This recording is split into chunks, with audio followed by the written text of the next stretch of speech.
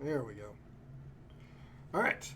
Hello, everybody. Welcome back. Today is part two of our DePaul Capstone showcase. Welcome, everybody, for who's coming back. Again, I'd like to thank everybody who was able to show off their games yesterday. We saw a lot of great ones, and it was really amazing to actually talk to everybody about them. It was really enjoyable. Again, so today we're going to go through several more games today that has come out of the class of 2020 this year. We also have a couple MFA projects that we'll probably see as well. So one final note, I'd like to give a shout out to JDE again for helping me set this up. If you are eventually a student developer right now in eventually either DePaul or other schools, you're interested in getting involved in basically trying to learn to make games, follow this Twitch stream, join the website, and again, you can basically get in the middle of this stuff. It's a lot of fun. I highly recommend it. That being said, let's actually go look at our first game. So our first game up for today's agenda will be And Beyond. So let's go meet them. All right.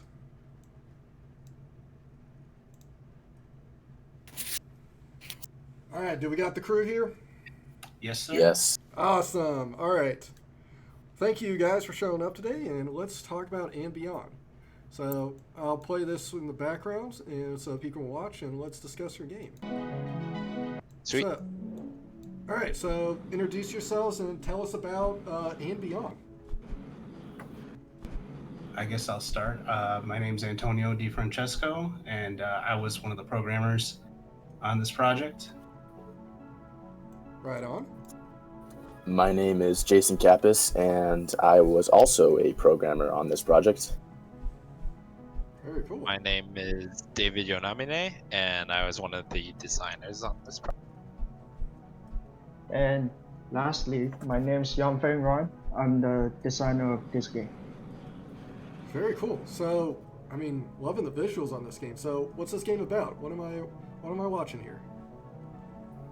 So, And Beyond is an exploration platformer where you're traveling between small planets in search of your ship parts. So you play as an astronaut, and you're in this unknown galaxy, and you're going around these planets trying to find your ship parts, but you're also coming across this alien life called Knots. And so some of them will help you. Some of them are holding your spaceships hostage, or space parts hostage, and other ones are just trying to ruin your day, kinda. So yeah. Very cool. I mean, again, the visuals look great on this. So, what made you want to make this game? So, again, I'm getting a lot of the exploration's right on point. So, what made you want to make a game like this? So when we were first putting ideas together for this game, we landed on gravity as a core game mechanic pretty quickly, and then we went around with a couple of different ideas, doing 2D, 3D, and eventually landed on something similar to Super Mario Galaxy. Yes. So we're looking to expand upon the interplanet travel. So we wanted to focus on that solely, since it's in the game, but it's almost in a 2D sense most of the time, where you're just kind of going down a linear route Sure. across these planets. So we wanted there to be more freedom for the player, as opposed to more on rails. It's, I mean, really cool. With again, I'm getting major Mario Galaxy vibes, and again, pretty much nailed it. Looks very smooth, even the jumping between travel. So the art aesthetic. So talk about that. So what was again? You have a very unique locator. That's again, looks like a toon shader. It looks like they're using. So can you talk more about that? Yeah, so we didn't really have an artist on our team, so we had to pull things together. So we borrowed your toon shader, and that really upped the quality of our game a lot. The art assets that we worked on, or that I worked on, were the player and the not models, just because finding online models that have animations built into them is pretty hard, or at least have Oh, all the that's right. You animations didn't that have we an need. artist, so you guys had to do the animations yourselves. Yeah, so that was a learning experience, but we managed. And so, but the other art assets like the terrain and the planets and the plants and all that stuff, we found online low poly art assets that we. Very cool. Again, I gotta talk. So it's running really smooth, but I'm guessing this game had to have a lot of challenges with all these little mechanics. So, what was some of the biggest challenges developing this game? I guess specifically with the knots, one thing that we actually have is that the knots are able to find an item on their planet. So, you know, me and Tony needed to implement some type of path finding behavior for the knots. And the thing with Unity is that the nav mesh doesn't really work properly on spherical planets. Oh, And I didn't true. think, yeah, and I didn't think that we'd have time to properly implement like an A star search to have everything work out well. So, you know, essentially we had like 2 weeks to come up with proper pathfinding behavior. And, you know, what we ended up doing is we just guide the knot essentially towards the item's position around the planet. And we use raycasts to avoid any immediate obstacles. In my opinion, that was one of the biggest implementation challenges. Tony, I don't know if you could talk on any others, maybe. Yeah, I mean, I think overall, because we were deciding to traverse planets and not just have down be down, a lot of it, like, because I think the same problems that we had with the knot is similar to the player movement relative to the camera. Yeah. Was also kind of an issue for a little bit until we finally figured that one out. But yeah, just pretty much navigating planets instead of just a flat plane. That's a clever solution. So effectively, you made sure that your planes can accommodate your little pathfinding. So that's again very very clever solution. So anything else you'd like to tell us about this game? So big hurdles or big accomplishments you guys like to brag about? Because the game is absolutely great. Yeah. I think from a technical perspective, we did a really good job. Like we built a FSM for this game that we use for the player, for the knots, and pretty much any other object that we could. And it really helped us because it helped us tie in the animation controller with the sound manager, and as well as what else did it tie in? It was the camera system, because we use Cinemachine, the animation controller, sound manager, all that stuff. Because we were using the FSM, we were able to like do a lot of setup before entering states and leaving states. Nice. So like the code is a lot cleaner, and obviously there's performance benefits with that. Absolutely. As well. So I think by using the FSM, and we have various other like singleton managers that we ended up using. I think at first it was almost like we were just hammering away at code, and then once we like some of these files were getting so big that I was like, we gotta separate all this crap because it's just not working out. But I think I could do a proper refactor. Yeah, and I think once we did that, it just felt like we could add whatever we want and very quickly. That's awesome. Another thing is like the quest system. Although we only have one type of quest, which is the fetch quest, the way it's implemented is we could actually, I know it's the end of the quarter, but we could technically add any type of quest that we want and spin it up like within a few hours or something, because very cool. of the way that that's set up. So we didn't get to expand on that, but in the future, if we wanted to, I mean, it's ready for that, basically. Awesome. So let's talk about the future. So are you guys still going to be planning on working this out past Capstone, or effectively is it at the point where you're okay to walk away from it? It's not really something we discussed. I'm not sure. We're just trying to get it done, correct? I mean, I think that there is more work that could be done on this game for sure. It's just a matter of if we're going to do that or not. We haven't really discussed it. Very cool. Is this game available for download right now? So I was planning to put it up on my itch page, so that way people could play what we have right. And then in the future, I might work on maybe fleshing out some of the quest system or adding in a couple more levels, just to mess around with it a little more. Beautiful. Okay, awesome. Yeah, so we'll definitely post that once this is up and loaded because the game looks absolutely great. The traversal between planet mechanics I'm really enjoying. Yeah, I'm definitely getting that Mario Galaxy feel. Looks really nice. Yeah, I think the thing that I was really excited about was when David added this particle effect when you get shot.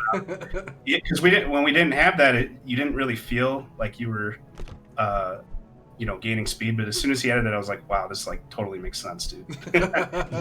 True. That was exciting for me, even though I didn't even work on that. Very cool. So I guess as a final note, is there any eventually advice for, again, future developers working on games like this? What advice would you give them? Borrow a shader from Will. Yeah. Yeah, definitely. Fair enough. But again, it sounds like a big lesson there is just take the time to go refactor that code. It'll save you in the long run.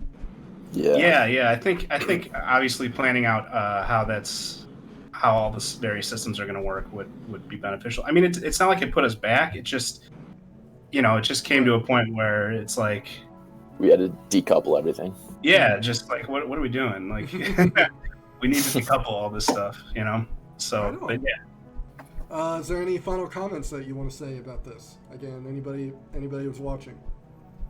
Because the game looks absolutely great. I definitely want to play this. Thanks. I think that's it.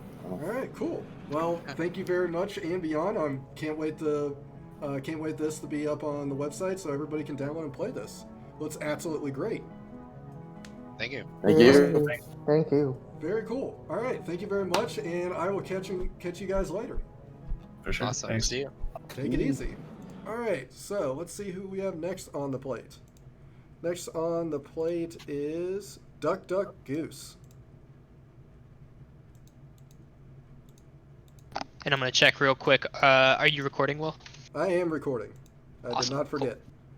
It's Double a checking. Good thing to check. Absolutely.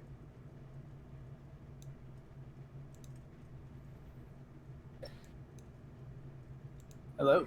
Hey. All right, Hello. we got the next group in. Again, so what I got, I think this is yours. Is it Street Magic 24? Sorry. Yep. Okay, Mhm. perfect. Do you want to play the? I will play the trailer first, and then we will talk about it. Sounds good. Okay. All right, cool. So, all right, our next game, everybody, is Duck Duck Goose.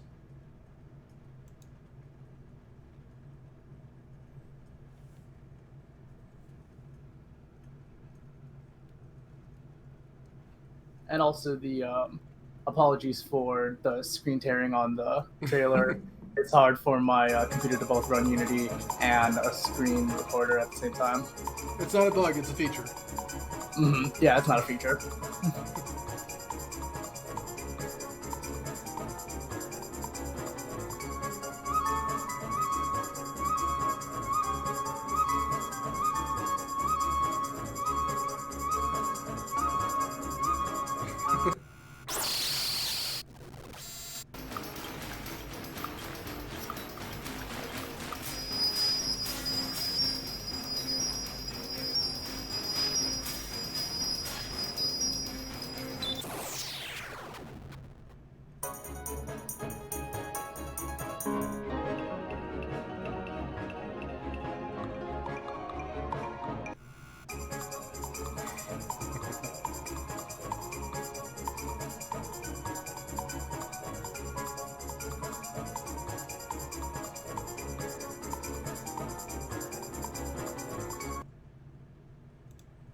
Okay, all right, very cool.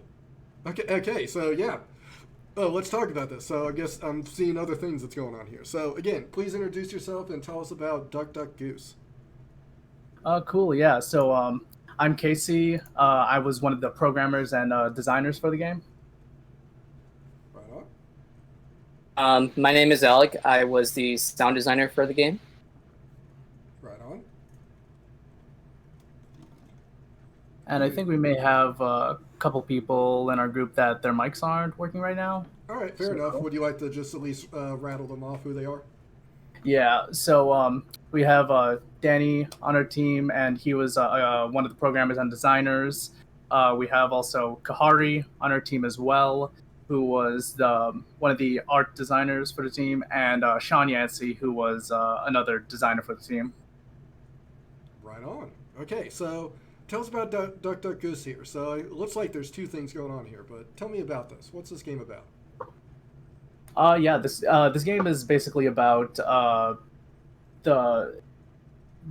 guess like the story of the game is that the game is like haunted, if you will, and it's going to go through the idea of the game designer trying to create this game and being haunted by like spirits of like ducks and geese going like insane and stuff. That's why like the game is like super glitchy and like all That's that a stuff. cool idea.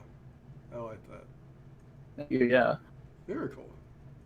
All right, so again, so it starts off as looks like it starts on a platform, but we're jumping between things. So what's the inspiration behind this? So again, I get the idea of your platform, but now you're kind of sneaking in that it's effectively a game kind of within a game, if that's what I'm getting at.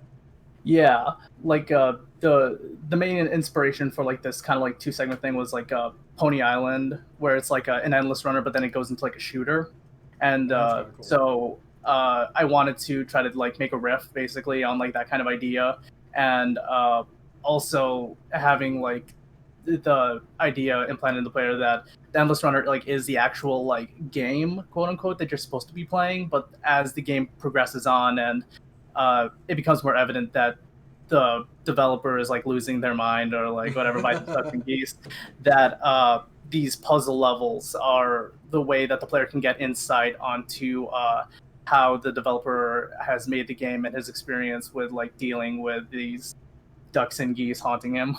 That's pretty cool. I like that. That's a cool. That's a cool little way of doing that. I like that. So again, tell us about some of the big challenges developing this game. So again, doing a game within a game couldn't be easy enough. No, yeah, like one of the biggest challenges that we had was like trying to figure out how to mix both the genres of an endless runner and a puzzle level. And also, at least like for me, one of the biggest hurdles that I had to go through was like learning more how to program in like C#, because programming isn't like one of my strong suits, but I wanted to make sure like with this project that I really like got into that role of a programmer, tried to learn how to code and like make this game essentially. Well done. Very cool. Anybody else have anything based to mention on that? So big challenges they had to get through for this game? Because it looks cool. I do kind of dig the vibe of the game. So eventually, kind of like, at least for me, a game that pops me like that was like Portal, where you're eventually getting trained, but then you kind of figure out something else is going on. I really like that. For me, when it came to mostly the sound design, I was kind of thinking about like more about what could work best within this game, since most of the artwork itself is within 8-bit. I decided to experiment a little bit more with that, just really mixing and matching a bunch of different material to create like, this really interesting soundtrack. Yeah, it was something else pretty cool because I mostly use Logic Pro X for the majority of the music and a few of the sound effects for this project. Actually, I ended up growing to love the program a lot. It provided a lot of ease, and I think later on when we continue to work on this game in the future, if any of our team members want to continue to work on it, artists are tough to find. Very cool, very cool. Anything else that you want me to tell me about this game? So again, I see a lot of potential where it can go. So what else would you like to speak about of this game? I guess. Yeah, sorry. No, do you want? You can go. I'm talking over each other. Anyway, actually, when we were coming up with this game in the first place, we were thinking of like a good storyline that could fit into it, which didn't really make it into here. But the original storyline was that Harold was going to be this old guy who was like in his final days, It's pretty morbid, but decided to just continue to implement the whole entire scenario of him preparing to run a marathon, and then he's having like nightmares about these ducks and geese, which eventually like went into what we have right now. But I guess I would really like to elaborate more on the story if we get a chance to continue working on this project. Oh, very cool. Mm-hmm. And like to go off of that too, the reason why like the story changed slightly was that like I felt that like the game was like getting too dark and like a little bit too morbid because like then it delved into like a little bit more of like the mental insanity and all that stuff. So we tried to like make it a little bit more lighthearted to where like That's a tough balance. yeah, like instead like the players like being haunted by like ducks and geese, which is so like out there and so like weird. But I still decided to like added a warning just in case because the game is still dealing with like mental health, insanity, and like all that stuff. I get that. Yeah, again, that makes total sense to me. Right on. So future of this, since you kind of mentioned before. So what can we expect in the future about this game? Are you guys going to be working on this after graduation? For me, I'm gonna definitely try to like work on this more like over graduation. I plan to like add more levels, and I want to add like a Doki Doki literature club kind of twist where like the game will go back to the main menu, but the main menu will have like buttons that like say weird stuff and will like other levels and stuff. And I also planned on having this CRT filter that I got in the Unity Asset Store, except while trying to like download and trying to get it to work on my computer, it just wouldn't download and wouldn't like get onto my project. Yeah. So I had to scrap it at like the last second, but that is something that I would definitely want to add later on. Really cool. All right, that's cool. I'm excited to see where this one can go. Because yeah, I kind of like the game within the game aspect is pretty cool. I do definitely dig that. Very cool. Any advice on future developers when you're basically begin making or designing a game like this? Always plan ahead. Even if you may change on the line. Plan ahead, scope, all that, right? Yeah. Very cool. And also, another advice, just keep working. Just like, if you feel like you're like at like a burnout or whatever, because like for me personally, I felt like at some point I was just like, I was really getting burnt out because I was like, working on it so hard. It's just to like take a break every now and then, but then still obviously get the work done, but pace yourself. Yeah, I definitely feel that. Me personally, I've worked on basically pieces of code or even a game where I'll be looking at it as like, at one day it's like, oh man, I really love this. The other day is like, what in the world am I doing? Exactly. Again, it's highs and lows. You just got to work through it. It's just, you got to get to that finish line. Mm-hmm. Very cool, very cool. Anything else you'd like to say?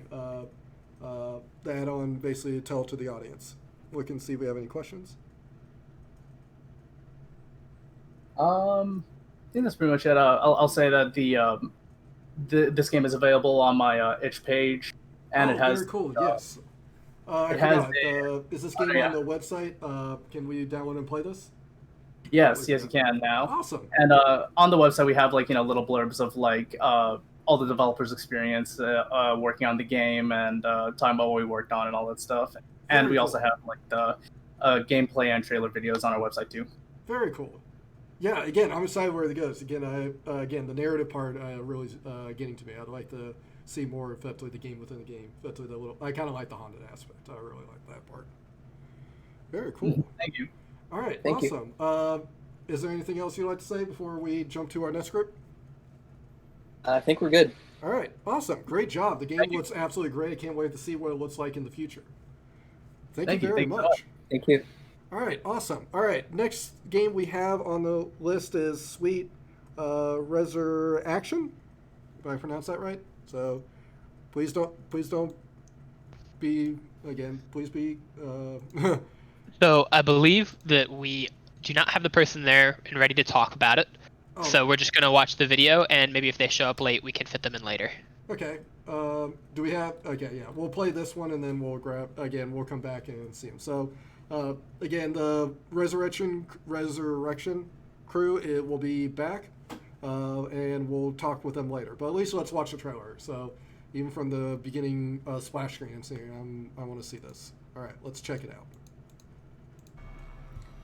Hey, my name is James Ship. I'm a freshman at DePaul, studying computer science with a focus in game systems, and I'm showing off my game Sweet Resurrection, which I made in 48 hours for the 46th Ludum Dare Game Jam. Oh, very cool. So I guess I'll just go ahead and start playing. So this is a game that the theme was keep it alive, and I kind of followed the jam rules. It's more of a bring it to life thing than a keep it alive, but it more or less fits the concept of the jam. So the idea I went with, I kind of was brainstorming, and the first thing I thought of was Frankenstein. So in this game, you just basically are assembling otherworldly creation by just piecing together different body parts. There's the head, the arms, and the heart. So there's 3 different stages to the body parts, and each one you have to do 2 steps. One of which is use the wire box here to electrocute the monster, and then the other stage is to use the potion table to feed it a concoction. And then once you do those 2 things, you can place one of the body parts until all the body parts are on, and then the game is complete when your creation is brought to life. It's pretty quick play, like 3 minutes or something like that. So I'll just walk through some of the mechanics here. By the way, it's my first. Oh yeah, I guess I should. The game was made in Unity and coded in C#, and all the models are made in Blender. This is my first 3D game. Impressive. Which I'm pretty proud of. So the wire box mechanic, basically you're just given a combination here. And so this is kind of a cheap way to do this. I just use a text box to emulate the 4 buttons. So each crank is connected to a button. It's not necessarily the button that's right underneath it. It just is the one that's connected by the wire. So almost a puzzle there, not quite. So yeah, you just got to figure out which one is connected where. And then you want to match the combination in the text UI to the actual buttons down here. So we want to get all 3 of the ones on the right here green. So I'm going to get this one, that one, and this one. And then this is complete, and it's off of our task list. So the next step is to feed it a potion. We got a recipe here. It just randomizes. We got it's like a different collection of ingredients here, and a random number of each of them. 3 hemlock. Just put them in the cauldron there. 2 mushroom, and 3 ginger.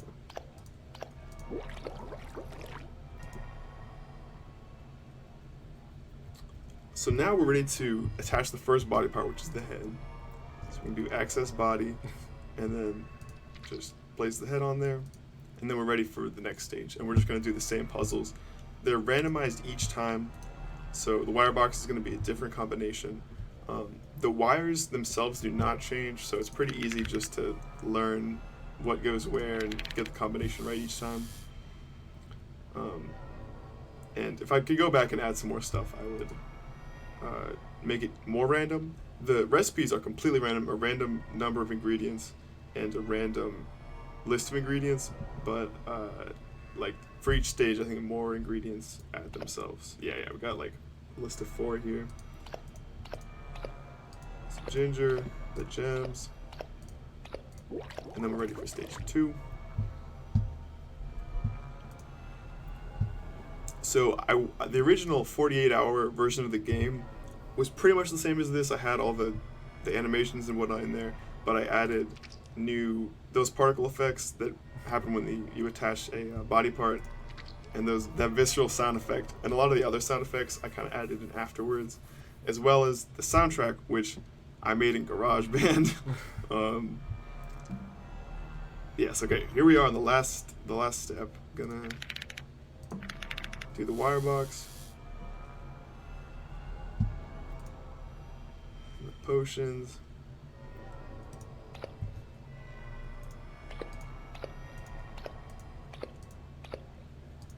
a lot of feedback I got in the game was complaining that the ingredients weren't labeled, because it's kind of hard to tell like the difference between like sassafras and hemlock and whatever. It's kind of arbitrary, but the game actually doesn't punish you for putting in the wrong thing. You can put in as much of whatever as you want. This is something else that I would go back and change if I were to make a new updated version with kind of more complicated mechanics. Have some sort of punishment system in place. So I'll put in sassafras and 2 mushroom. Now we're ready for the final step, which is to plug in the creature's heart.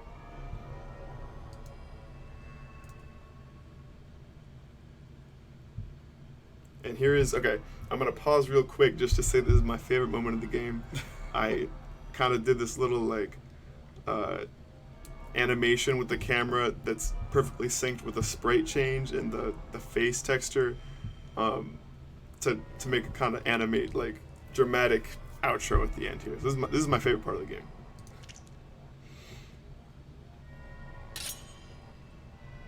Pretty simple, quick little game.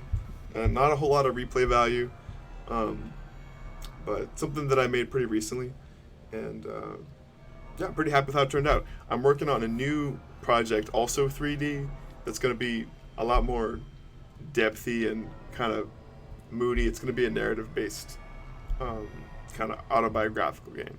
But this was a nice little kind of way to practice my 3D modeling skills. And I'm really liking the camera work I did here, and just kind of, I don't know, the vibe creation. I really like the vibe. So, yeah, I just wanted to show off the game. You can download this and all the other projects I've already made at my ish.io website. They're all free, so please check them out. And thank you for watching. Okay, well done, James, for your first game and first game jam. You did a very, very good job. I'm highly impressed. Very well done. So I would definitely check it out. I mean, again, yeah, the look, the feel. I mean, you've made it from start to complete, and it looks polished and finished, which is well done. Absolutely great. Very impressive. Yeah, I totally agree. It sounds like he was the only person who worked on it, Right. and it still got quite a bit done. Got a lot done in 48 hours and did pretty much all the different parts. I mean, which means that not only did he actually get it done, he properly scoped his project, which is very, again, impressive. And I'd argue that's the hardest part of a game jam, Yeah. usually. Yeah, he scoped his own project very well and got it done. Well done, James. So my hat's off to you. Well done. Kudos. Very cool. All right. Wow. Well, if he pops into the chat later on, we can try and get him in here for some questions. Absolutely. But yeah. Looks like next is Bandit on the bridge. Yep. Let me get them in here. All right. Very cool. All right. Bandit on the bridge is next.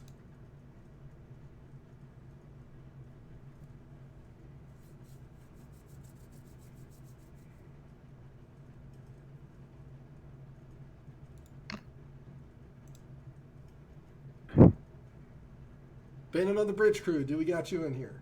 Hello. Hey, how's it going? It's going well. How are you? Very good, very good. All right, so excited to see this one. So tell me about Bandit on the Bridge. Introduce yourselves and tell me about said game. All right. So with me, I'm Robert Flores. I'm the producer. With me is Tony Marino, who is our lead programmer. Samuel He, who's our supporting programmer, and Valerie Kolb, who's our sound designer. Austin Stein is another programmer, and Zachary Prophet is our artist, but they couldn't be here today. So Bandit on a Bridge, just like a quick little blurb about it. It's a 2D surreal comedy experience that focuses on diverting expectations and item combinations. The world is made up of doodles and paper cutouts, and the main goal of the game is to reach the other side of the bridge while confronting a bandit named Bob. So in the background is just like a quick little like playthrough of the game, and it just shows off like the aesthetics and just a quick little rundown. Very cool. Very cool. I love the art choice again. The hand drawn thing you don't see often, and when you do, it's pretty cool. I do like that. It was one of the things that I feel like was like the better things that came out of the of our trouble like week 5 of the first half of Capstone. No, I mean, dude, I absolutely love it. Again, it's more like you're based. Again, it already sets the tone that it's like I'm playing a story here. I want to see what actually happens. Yeah. Which is very cool. All right. So again, what inspired you to make a game like this? So effectively this kind of very story-driven, kind of choose your own adventure type thing. So what made you do? Why'd you want to make a game like this? So when we pitched the idea internally, Mhm. we felt that this kind of like structure for the game concept was overall like was going to be like fun to work on, and like it was going to be fun to work on and like easy to implement our ideas in, while still having like a strong foundation. Initially we had like ideas for really quick levels that slowly evolve over time, and to the point where it kind of like corrupts and like turns into this like surreal like fourth wall breaking comedy thing. And so the reason that we wanted to do this is because like we wanted something that was easy to work on, and that we feel like all of us could have individual feedback put into it. That makes sense. So initially we all like with the structure that we made, we all had the ability to like kind of make a level that we directed ourselves and then like put it in. But as time went on and we restructured the game, like stuff changed. Absolutely. Yeah. Again, yeah. There's a lot going on here. I really enjoy that. It came out. I'm really happy with how it came out. I am too. This looks absolutely great. So, again, just like all Tights games. So, what was the biggest challenges when you approaching this game? So, again, design, art, programming. So, what are some big challenges you guys can comment on? So, the biggest challenge that I think we all agree that happened throughout production was around week 5 or week 6 of the first half of this capstone. We decided to restructure the game. Our initial idea for the game was to have super short, like 10-15 second levels that had small increments of like details changing and evolving over time that was going to play into the comedy aspects. And then also like everything was going to be done in Photoshop just with stick figures. I love it. We changed it structurally, and that kind of like everything around it had to be changed instead. So instead of the Photoshop digital art, we ended up Zach ended up drawing stuff on paper, and then we would take pictures of that and then upload it. I love that. That's cool. So that was like the easiest and like it was the easiest way to get that hand drawn aesthetic is to literally hand draw it. But again, it adds its own basically kind of voice to the game, which is great. Yeah, it really adds a sense of charm to it. Absolutely. That I'm really happy with. But the short, sweet levels that like we originally thought of as our foundation, we expanded on. So initially, every level was just going to be one screen, big, and now like you can literally see it that it's 3 screens big, and we played upon it by saying that it's just going to be taped. Is that a peace plant that I'm seeing? It's a glove. Oh, it's a glove. I love it. So the 3 plants are pizza, glove, and Catboy, which is just like a little. We got a question from the chat. They said, "What were your favorite objective to make in this game?" What was our favorite objective? I guess favorite level, since effectively each one. What was your favorite one that you did? It's a tough one. Well, it's a tough one because the thing is, every level was made by a different person. Really? And that's cool. And that's the thing that I'm really happy that we were able to do as a group. I like that. So there wasn't just one level, or like one person didn't just make all the levels and then we all put like our little feedback in it. Everyone had their own hand in each level. So Tony and Sam focused mostly on this farming level, which the point was to slow down the pacing of the game on purpose, because the game was supposed to be really fast paced, and then this level was just supposed to like completely like derail it and like make you spend time and like cultivate your crops and grow them to like pay the toll. Fair enough. I like that. Very cool. Very cool. So no, I didn't know that. So everybody had effectively their own footprint into this game. That's pretty cool. I like that. All right. So again, so we heard about that. Was there any particular? Again, yeah, the hand drawn part was probably its own challenge. So where do you see this game going? So are you effectively, is the game done in finished state, or there's more to come? So in terms of after graduation, I think a lot of us just want to like relax and focus on finding jobs. Absolutely. But the foundation of the game and like how easy it is to just implement more levels onto it, it's really easy for us to like revisit this and like touch more stuff up or add more levels. And essentially, if we were to add levels, I think what we would do is expand upon it more. Sure. Because each level technically can have things put into it, like to bulk it up. When we were thinking of the pacing of the levels, because we wanted it to slowly get more and more weird, which is like with the farming level, you can tell like you're not harvesting real plants, or harvesting like these weird, like like these surreal things. But by adding more levels in between, like it'll help with that pacing. That makes sense. And then towards the end of the game is something that we had since the first part of the capstone that we liked so much that we wanted to keep and have that be the end of the game, because we feel like that was like the point. That was like the surreal, like fourth wall breaking ending. Very cool. Very cool. So, what should we call it? When making these types of games and stuff, what would you have advice for students out there that would be developing something like this? So, what would you basically give them advice to when you're approaching a game like this? In terms of working with a group, I would say like be open to like talking with the people in your group, and there's no such thing as a bad idea as long as you feel comfortable implementing it. Oh, here's the fourth wall break, I think. Yeah, here's the fourth wall break so the entire game was going to be 2D, but the very end of it was going to like have this like kind of horror-esque twist to it, where you find out everything's just fake, and like reality starts like corrupting on itself. Very cool. And it's great. I love it. Once you get through the hole in the wall, like I feel like it's just really clever, and it really came together really nicely. Very cool. What's like the audience is that? What's like from other people that are with us in the chat that have mics? What were your favorite levels developing this? So we have someone here wants to hear all the developers. What was their favorite level? Sure, Tony. Want to start, Rob? Tony, what was your favorite level to work on? Well, I mostly worked on the first 3 levels. Okay. I did enjoy working on the farming level a lot. It presented a lot of interesting challenges. But as far as like just the aesthetic, I like the last level the best. Yeah. Absolutely. Yeah. Oh, this is cool. I like this. Okay. This is the part.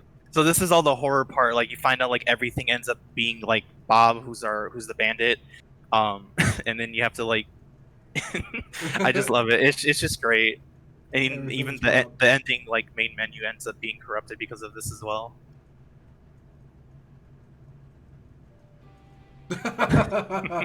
Okay, that's pretty cool. I like that. That's awesome. All right, is there anything else you'd like to say about this or talk about? That's pretty cool. Again, it's got a great loop, silly nature to it. I absolutely love it. Anything else you'd like to comment on this game about? I'm okay. Sam or Valerie, do you have anything you want to add?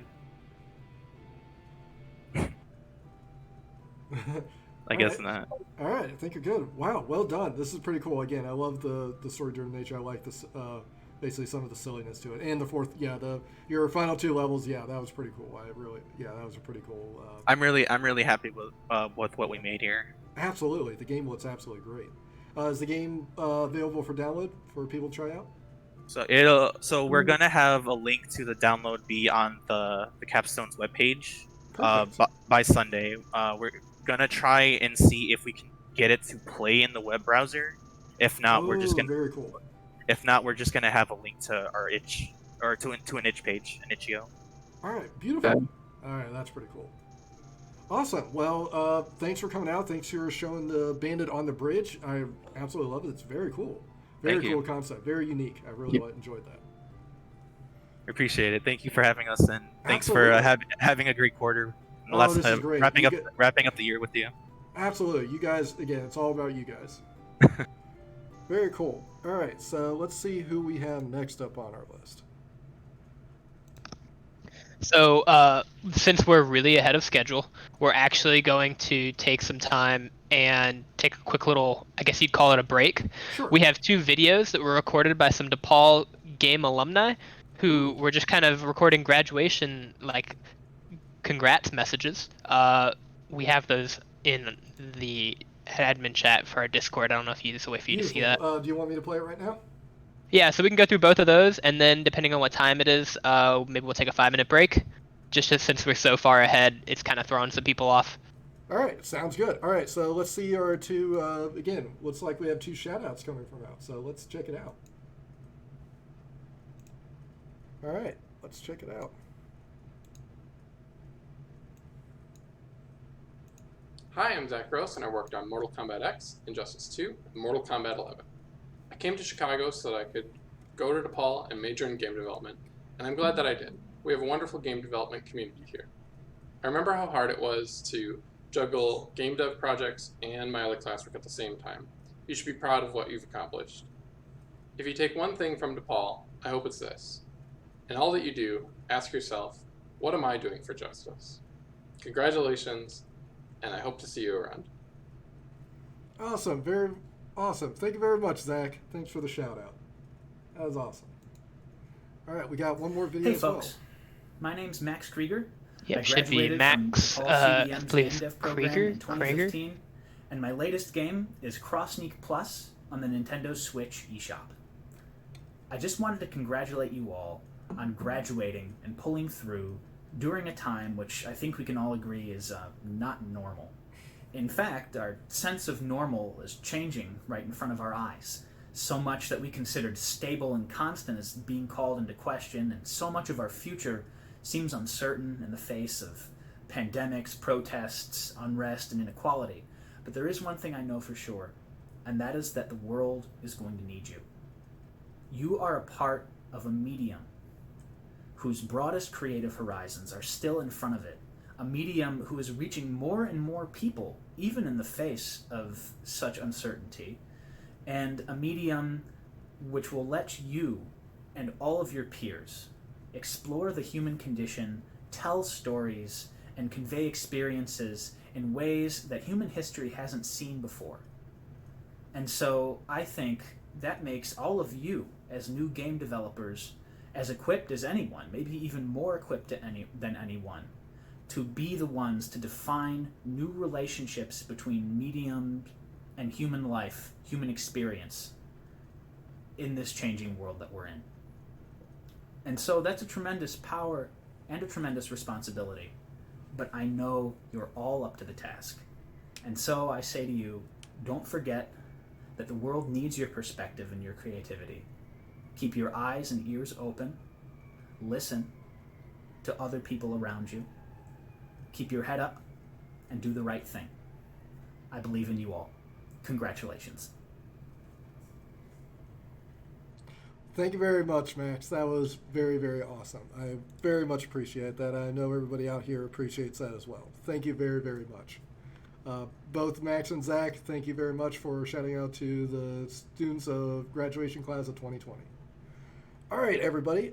We will be taking a slight, about 5-minute, what were we saying, Grayson, 5-minute break?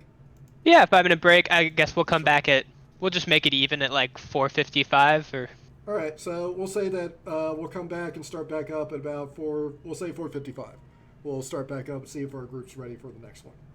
Very cool. Sounds good. All right, we will see everybody in a few.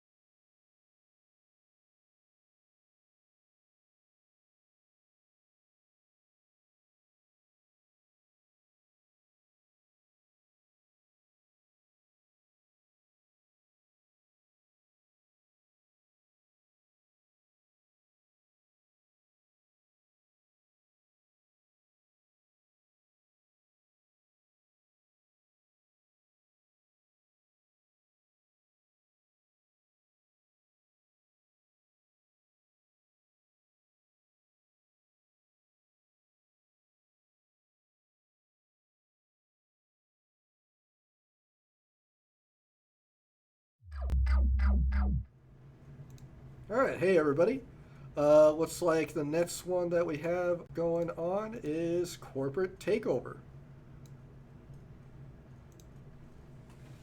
So we will get them in here in a second and we'll check it out.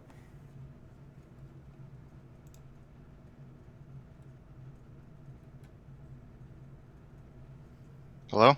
Hello, Andrew, is that you? Yep. Awesome.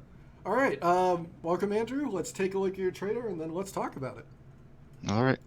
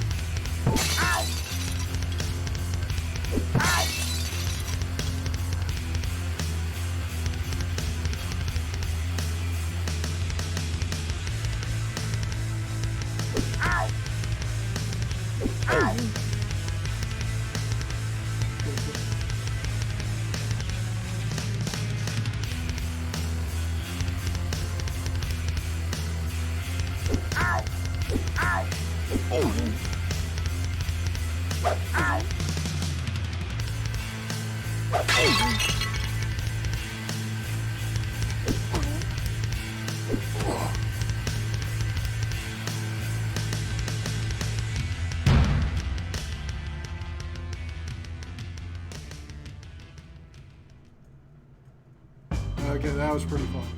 That's pretty cool. So, Andrew, tell me about Corporate Takeover. That's pretty cool. That was a cool trailer. I love that. Okay, so, well, first of all, I was originally on a team of 7 people, but I'm only one here right now. So I'm Andrew Mashenko, and I was the designer, artist, and did a bit of programming as well. Our programmers were Arturo Serrano, Ezequiel Arrieta, and Dimitri Evans. Ryan Porter was a producer and lead designer. Bennett Hawkins was also an artist, and Liam Rose was our tester and sound designer. So, cool. Corporate Takeover is a co-op survival game that takes place in an office. You have to fight your former co-workers that were turned into mutants, and your only weapons are objects that you can find around the office. So the combat is completely melee based. Very cool, very cool. You know, I love the cooperative aspects. I'm a sucker for co-op games in general. Absolutely love it. So, what inspired you to make a game like this? We're just honestly, we had a lot of trouble in deciding what we wanted to make for Capstone, and we just started talking about the different games and genres we liked. We eventually came across games like Left 4 Dead and Killing Floor. There you go. Those survival horde games, and we also really wanted to, try something risky with multiplayer. Absolutely. And again, yeah, multiplayer has a lot of problems that come with it, a lot of difficulties. But and again, Left 4 Dead, again, that game holds a spot in my heart. That was one of my favorite games growing up. Played way too many hours in it, but absolutely great. But yeah, I was hoping that you were gonna say it's like I'm getting a Left 4 Dead vibe in here. Again, the local co-op. Oh yeah, very very cool. So awesome. I mean, I love again love this whole type of genre. So what were some difficulties developing a project like this? Again, multiplayer itself had to be difficult. Yeah, the multiplayer was difficult.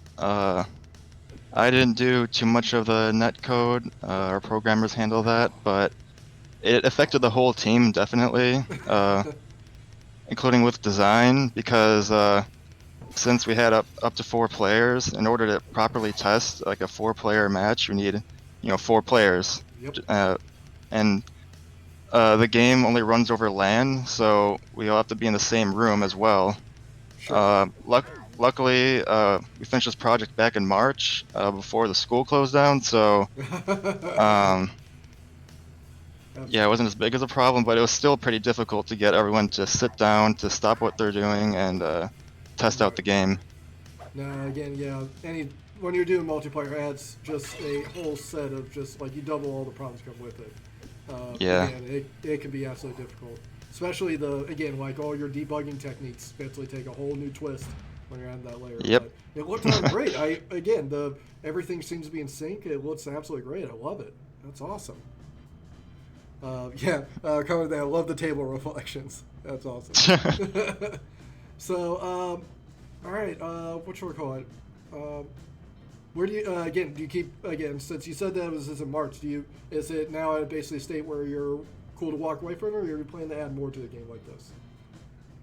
I think if we work on it, it'll be a much smaller crew. I only know one other person who's really interested in working on it a little bit more.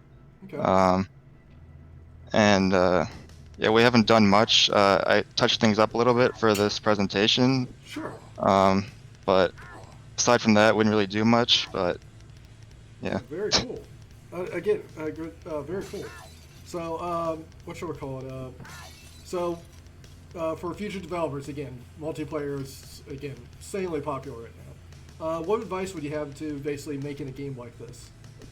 For effectively future DePaul students that want to make a multiplayer game, or effectively a game like this? I guess if you think there's going to be something that won't take long to do or will be really easy, assume that it won't be easy. At least do your research beforehand, and because some things seem really simple but end up being a lot more complex. We used Unreal Engine, which has like some built-in features for networking, which we thought would help. It did, but at the same time, it was a little bit more difficult than we thought it'd be. Absolutely. Again, it's networking comes from. So, what are you since I have here? What are you most proud about coming out of this game? So, what's if you had to hang your hat on a couple things here, what would be the biggest part? I guess one thing for me is the level, mostly because it came a really long way. There's a whole bunch of iterations, and I pretty much made all the materials. Wow. So yeah, and also I made all the weapon breaking effects. I used Unreal's new Niagara particle system. Oh, it's a lot of fun, isn't it? That's very cool. It caused some problems with the game freezing an editor for some reason. But aside from that, everything works perfectly fine in the build. Beautiful. Looks like So it is made in UE4, Alan. So this one. Yeah. The other question someone asked is what made you pick the weapons that you picked? So what was any sort of reason, or just basically trying to think of weapons around the office? We're just kind of thinking of weapons around the office. Some things were just originally props, but we decided, well, we might as well up the weapon count to make things more interesting. And so, the potted plant was just a prop, but the sink is now it's a weapon. The sink, the sink was just a prop. And then I saw the handle looked like a person could easily grab that handle and swing it around. So love it. That was awesome. Yeah. Very, very cool. Is there anything else you want to say about this game or talk about? A lot of cool stuff here. Can't really think of anything. Right on. Again, great job. The game was great, and again, you got it networked, which again, my hat's off to you. I know personally that it's not an easy thing to tackle. Yeah. So it wasn't. Yeah, it's still not perfect, but it's functional. Hey, it's working. It's working. We can see the evidence right here. It looks absolutely great, man. You guys did an excellent job. Yeah, thank you. Love the theme too. Yeah. The whole zombie fighting things, I'm definitely a sucker for. Very cool. Well, thank you very much, Andrew. Again, tell the rest of your crew that you guys did an amazing job. Hope to hear more from it. Is this game available to download? Yep, it's on itch.io. It should be on the Capstone website as well. Beautiful. Awesome. All right. Can't wait to download and check it out. Very cool. Thank you very much. All right, thanks, Will. No problem. Thank you very much, Andrew. Great job. Game looks absolutely amazing. Thank you. All right, cool. All right, so next crew that we have coming up is Creased.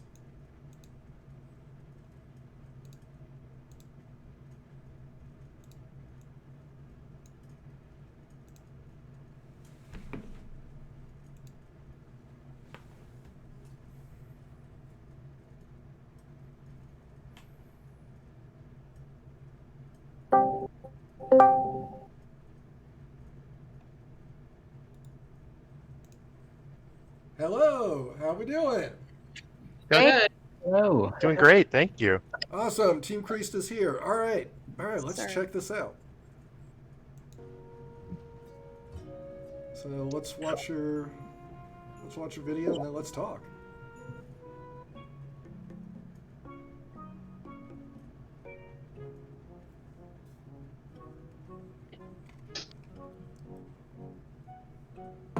I agree, cool logo. Thank you. We folded it out first before we made it into a graphic. Oh yeah, I gotta ask that. How much of it did you actually test paper wise before actually drawing it? Like, did you basically fold all the shapes first, or? Yeah, all of his forms we had to make sure were actual origami forms. All right, who's the origami expert then? Here. Oh, Max. It's That's Max. probably me. Yeah. Oh my god, yeah. I got stacks and stacks of paper here. That's awesome. Yeah, I remember Thank you. showing up to the first meeting and Max just pulled so much origami, and I never met anyone before. They were like, "It's He's got origami like a little time." briefcase of it. I remember first time it was a big stack of origami paper. I thought they were napkins. That's so cool.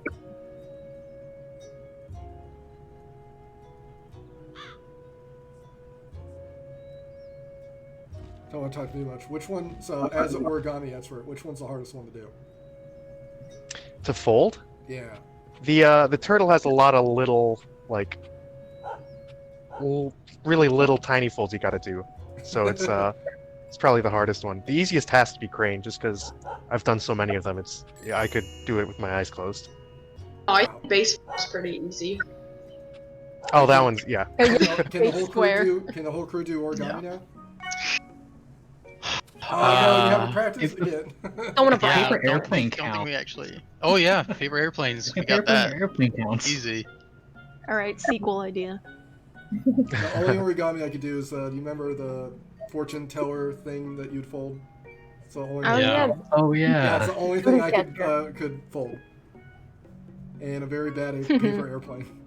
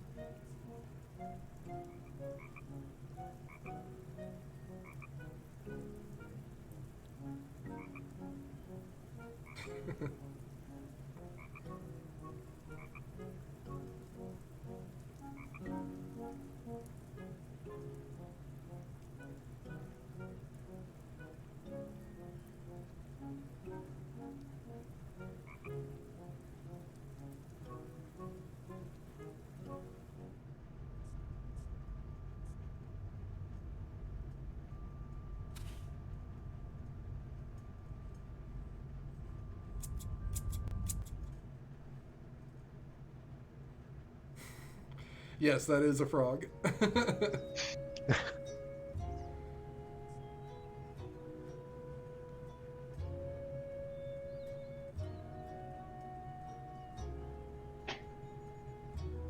That's pretty cool. Thank you. That one took a second. that took a minute. For sure.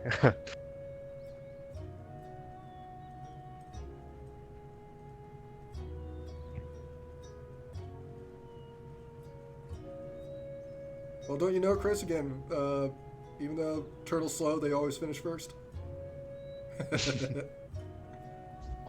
Very cool. All right, well, okay, this game looks absolutely great. So, introduce yourselves and let's talk about Creased. Sure. I'll start out. I'm Max Shiraishi.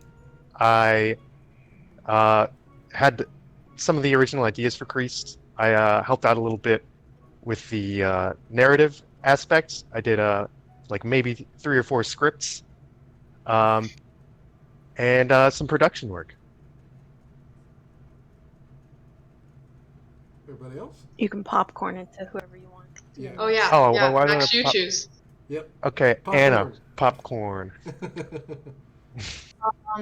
So my name is Anna. I did production, all the art, the visual effects, and then I finalized level design and then helped with the UI design. I'll go Emmeline next. Hi, my name's Emmeline. I did a lot of the programming work. Yeah, not too much to say there, just programming. I guess I popcorn now. Gina, because you're below me. Hi, I'm Gina. I basically just did level design for the level, so like basically the platform placements, and then I also did the music. And I'll popcorn to Matt. Hey, I'm Matt Hitz. I was the secondary programmer. I also worked on the UI and a little bit of the level implementation as well. Besides that, I did a little bit of the art, but not a lot, barely. But yeah, and Jericho. Jericho and I did the sound, so the recording, mixing, sound design for everything but music. Okay, I think that was everybody. Again, well done. Again, I love the look of the game. The feel of it too is actually great. It has a very, very Serenity type feel to it. I love it.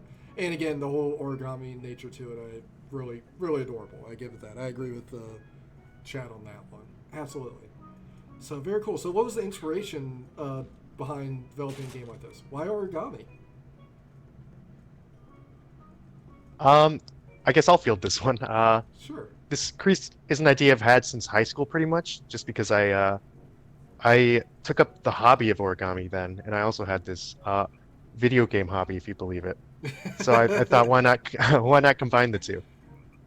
And yeah, I've played a lot of platforming games.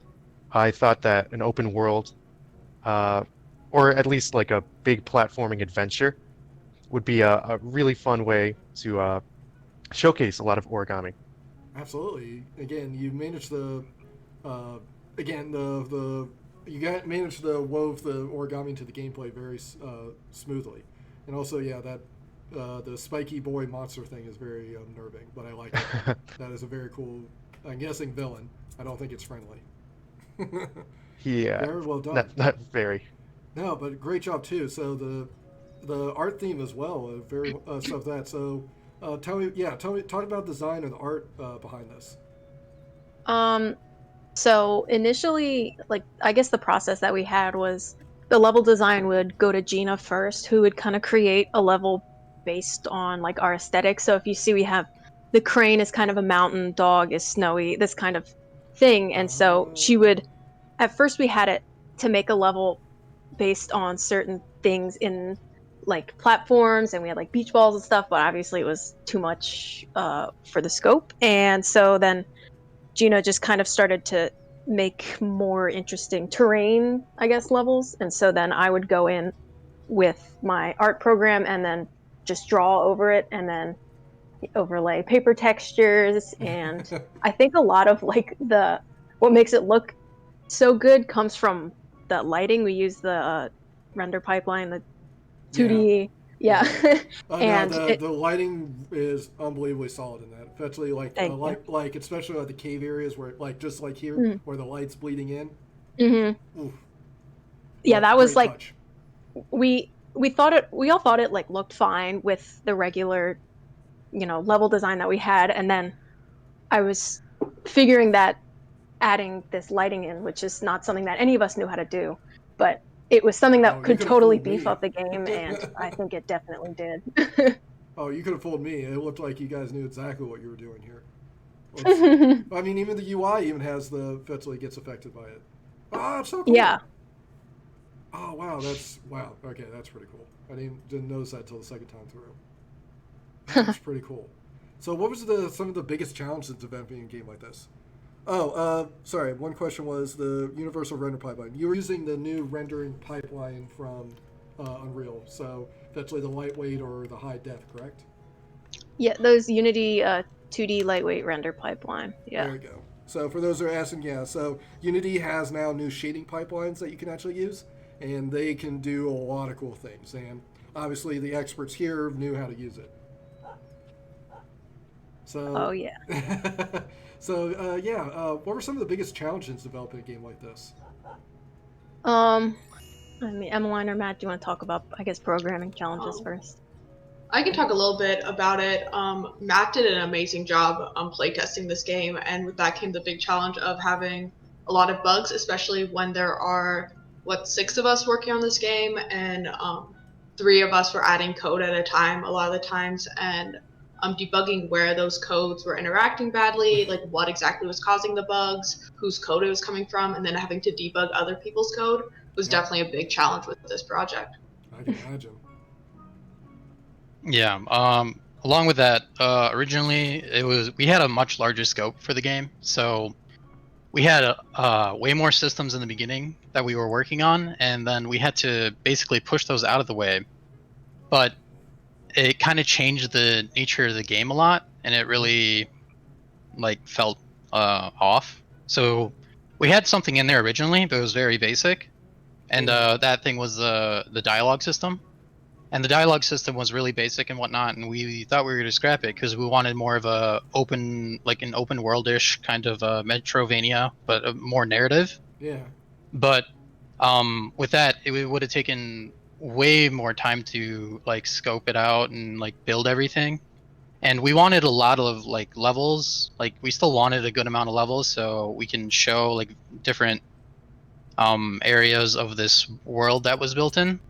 So essentially, but going back to the dialogue, so we had to cut it out, but then we had to rebuild it again and have it work essentially throughout the entire thing. And for me, really, I think the dialogue system was probably the most challenging part.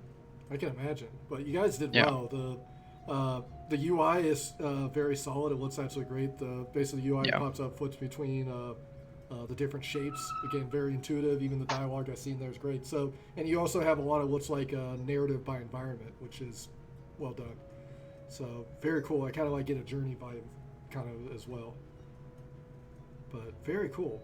Anything else you'd like to comment about that stuff, about this development process? Maybe advice for those looking to do origami or platforming? For sure, when making a game, make sure that it's in scope. Because about week 5 of the first quarter, so about 5 weeks into 20 weeks, we had to totally scrap everything, which was really hard. From my first time kind of producing and running people was super stressful on top of, I had to make sure that all the levels worked. One of the things that I remember Max told me in fall quarter when I was making a solo platforming project was you don't realize how good platforming levels are when you're playing them, but you can realize that when you're in a really bad platforming level, you can realize that, oh, this really sucks. Right. So I think that was the scariest part, was making platforming levels that weren't too repetitive. And I remember when we were first playtesting everything, I told everybody, I was run through the level 3 or 4 times and make sure that it's not super boring, that everything works, and it's not just complete garbage. Sure. And yeah, I just think making a platforming game is more difficult than you think. I mean, It also doesn't help that we have probably 30 levels. So, I mean, yeah, I think. Well, I mean, you kind of hit all those That's definitely. points of the head. I was just going to say, I definitely gained a new appreciation for platformers as well, because I feel like people always talk about the controls on platformers being so tight and stuff, but playing this, I was if the controls even feel slightly wrong, the part of platforming is that you're supposed to be able to control the character's finest movements, and if you can't, it really ruins the platforming experience for you, because just the game messing up can mess up your whole run of the level. And so program the controls, that was definitely always on my mind, and it's something I still want to go back and perfect more because the controls don't feel as tight as I would like them to, especially for a platformer. Yeah, I totally especially. agree. Yeah. Again, I know exactly what you guys are talking about. Even though platformers gives like, well, it's just a platform, it shouldn't be that hard. Yeah. Platform is one of those areas, at least for me, it's like, you can get it started up really quickly, but getting them to get it to feel good is super difficult. So, but you guys did a great job. Again, the look, the feel, all that stuff looks absolutely great. Very cool. We do have a good question. Yeah, our oh, sorry, go ahead. like final boss level that I encourage everybody to try to get through because I still have not gotten through it. But it was like, it took us probably 2 or 3 weeks just to make the base design for the level because what we wanted to make sure that we did was get each. This was kind of Max's emphasis from the start, was get each form to work in tandem. So we want you to fly up with the crane and then dash really quickly with the dog and make sure that everything kind of works in a cool way that emphasizes each form's abilities. And so I think that in our final boss level, it totally kind of wraps up the whole game, and how difficult it was, it still, turned out everything worked how we wanted it to work, and hopefully how we want the player to play through it. But yeah. Absolutely. I mean, yeah. I mean, like working on the. Sorry, go ahead, Gina. I was just gonna say, like, from a level design perspective, it was like I had to kind of find a balance between like Anna said, we wanted the player to like use all the different forms. I had to find a balance between like making a place where I want it to be implied that like the crane can be used, but also giving the player a choice so that it's not like a straightforward thing and they are forced into making certain choices. So that was also very interesting. Go ahead, Matt. All right. So yeah, on the final level, like that was probably the most fun to work on because that's really where we got to put everything together. And like from the introducing new elements into the game, working like all the systems together, it was a little difficult. We had like some bugs that were really annoying that like for some reason didn't happen on all of our systems. I don't know why, but it happened. Yeah. But I mean, even though it was frustrating, like that was still probably my most favorite part to work on, just because it really shows like what the final product is all about. We got some questions from the audience too. So, if you could go back, what other origami shape would you actually put in? We had other ideas, actually. Yeah, there were some runners up. What was some of the runners up, which would be kind of cool to hear? Like we almost chose something else besides frog because frog was Ooh, I like the frog though. Yeah. Yeah, the frog seems to be a fan favorite. Yeah, frog looks cool. I can't remember what those other forms were back 20 It was weeks so long ago. Somebody I remember said, we. Stan Forum asks, I want advice to be as cool as Anna. So, do you have any advice, Anna? Yeah, I want some of that advice too. Very cool. One person asks, how big is one level before transition to the next? So I'm guessing, since we're seeing snippets, how big are your levels usually? I would pretty big.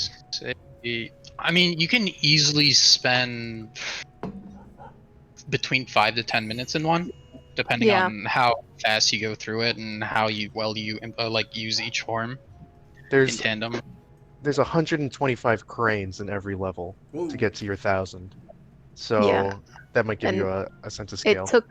It took like 3 or 4 of us about an hour to get through the whole game. So, and there's about 8 platforming levels plus the boss. Yeah.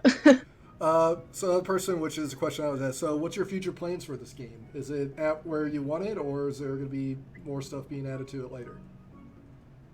There have been talks to revisit that open world idea. Just yes. We all have plans that we want to accomplish maybe before that.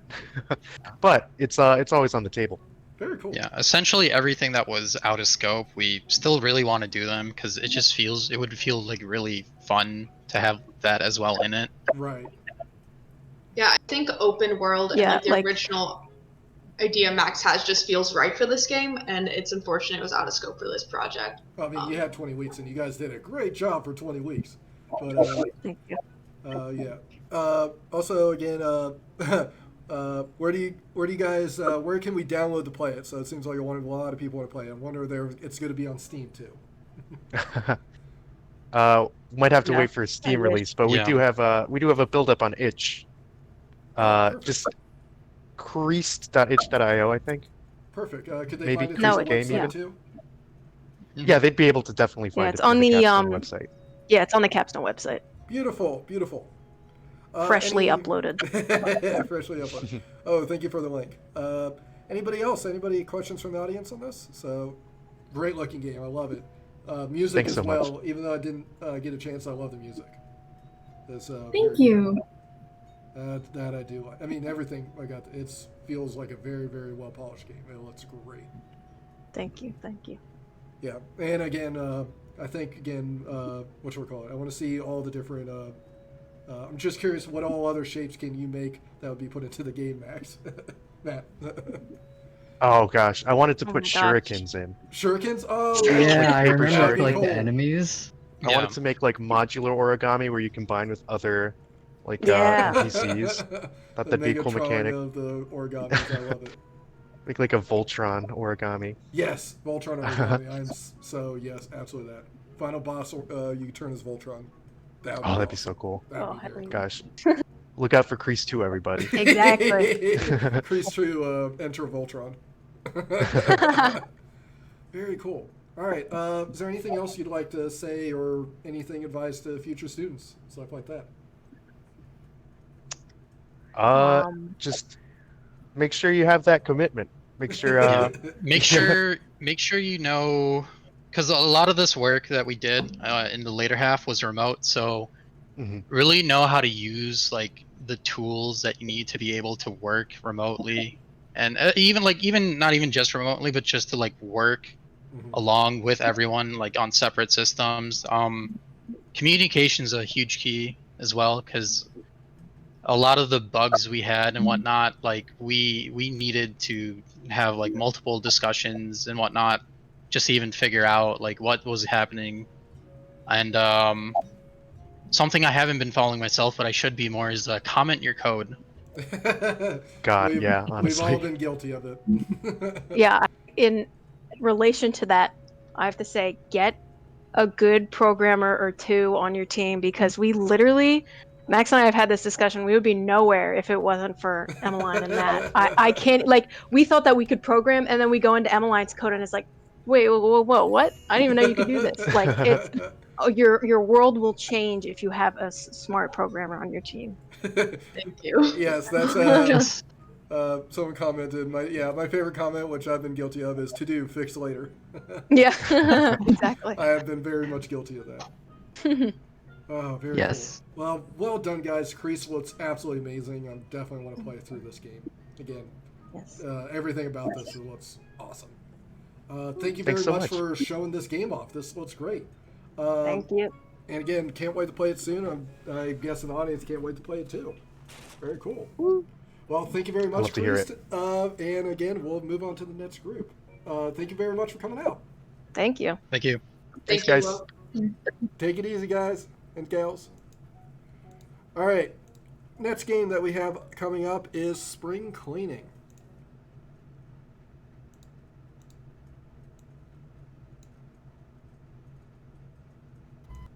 Hello.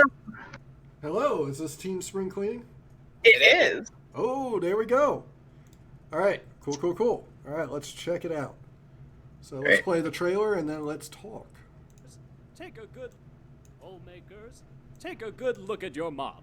Is it slacking? Not taking to the job as it once was? Leaving your home more of a mess and taking more time to do so? Don't flip your wig, because I have the solution that's I have sweeping muted the the stream, nation. so I don't hear the trailer, and it's honestly very surreal silent. I apologize. Again, can the chat hear the trailer? Well, no, I just muted the stream so that it doesn't Oh. pick up on my end. All right, I apologize. Let me start that again. Homemakers, take a good look at your mob. Is it slacking? not taking to the job as it once was, leaving your home more of a mess and taking more time to do so? Don't flip your wig, because I have the solution that's sweeping the nation. Introducing the newest, latest craze. Mop-It-All's new and improved 5-bristle, easy ring, no weight, no mess, Do-It-All Mop 2000. Here we see the household of Wilma Mann. Wilma bought herself a Do-It-All mop, and now her house is always sparkling. See for yourself. Uh-oh, looks like Junior had a bit of an accident. Not a problem for Wilma and her Do-It-All mop. She gets it taken care of in a jiffy. Oh boy, looks like Spot left some tracks on the ground. Look at that rascal go. Man's best friend, am I right? Still not a problem for the Do-It-All mop. Faulty pipes? The Do-It-All mop is also the perfect tool for mopping up water. Never worry about water stains again with this patented 5-bristle technology. A clean home is a happy home, and it can be yours today if you call 555-555-5555 and order the Do-It-All Mop 2000 for your happy home. Your home cleaned your way. Okay, I love this trailer. That was very well done. Thanks. That is awesome. I will say we actually do have the actor of the trailer with us in chat. What's up? Jamie was our stand-in because this is a VR game. We actually had to physically act out the trailer in a blank room. That's awesome. I was about to ask you, it's like, this is a VR game, isn't it? Because I love Yeah. I love Yeah. the acting in this. Again, got to do a lot of mocap here. I love absolutely. Oh love it. yeah, we had a lot of choreographing and then actually doing I think the hardest was the spin because the cord got tangled around Jamie's I head. was about to ask Yeah. that too. Yeah.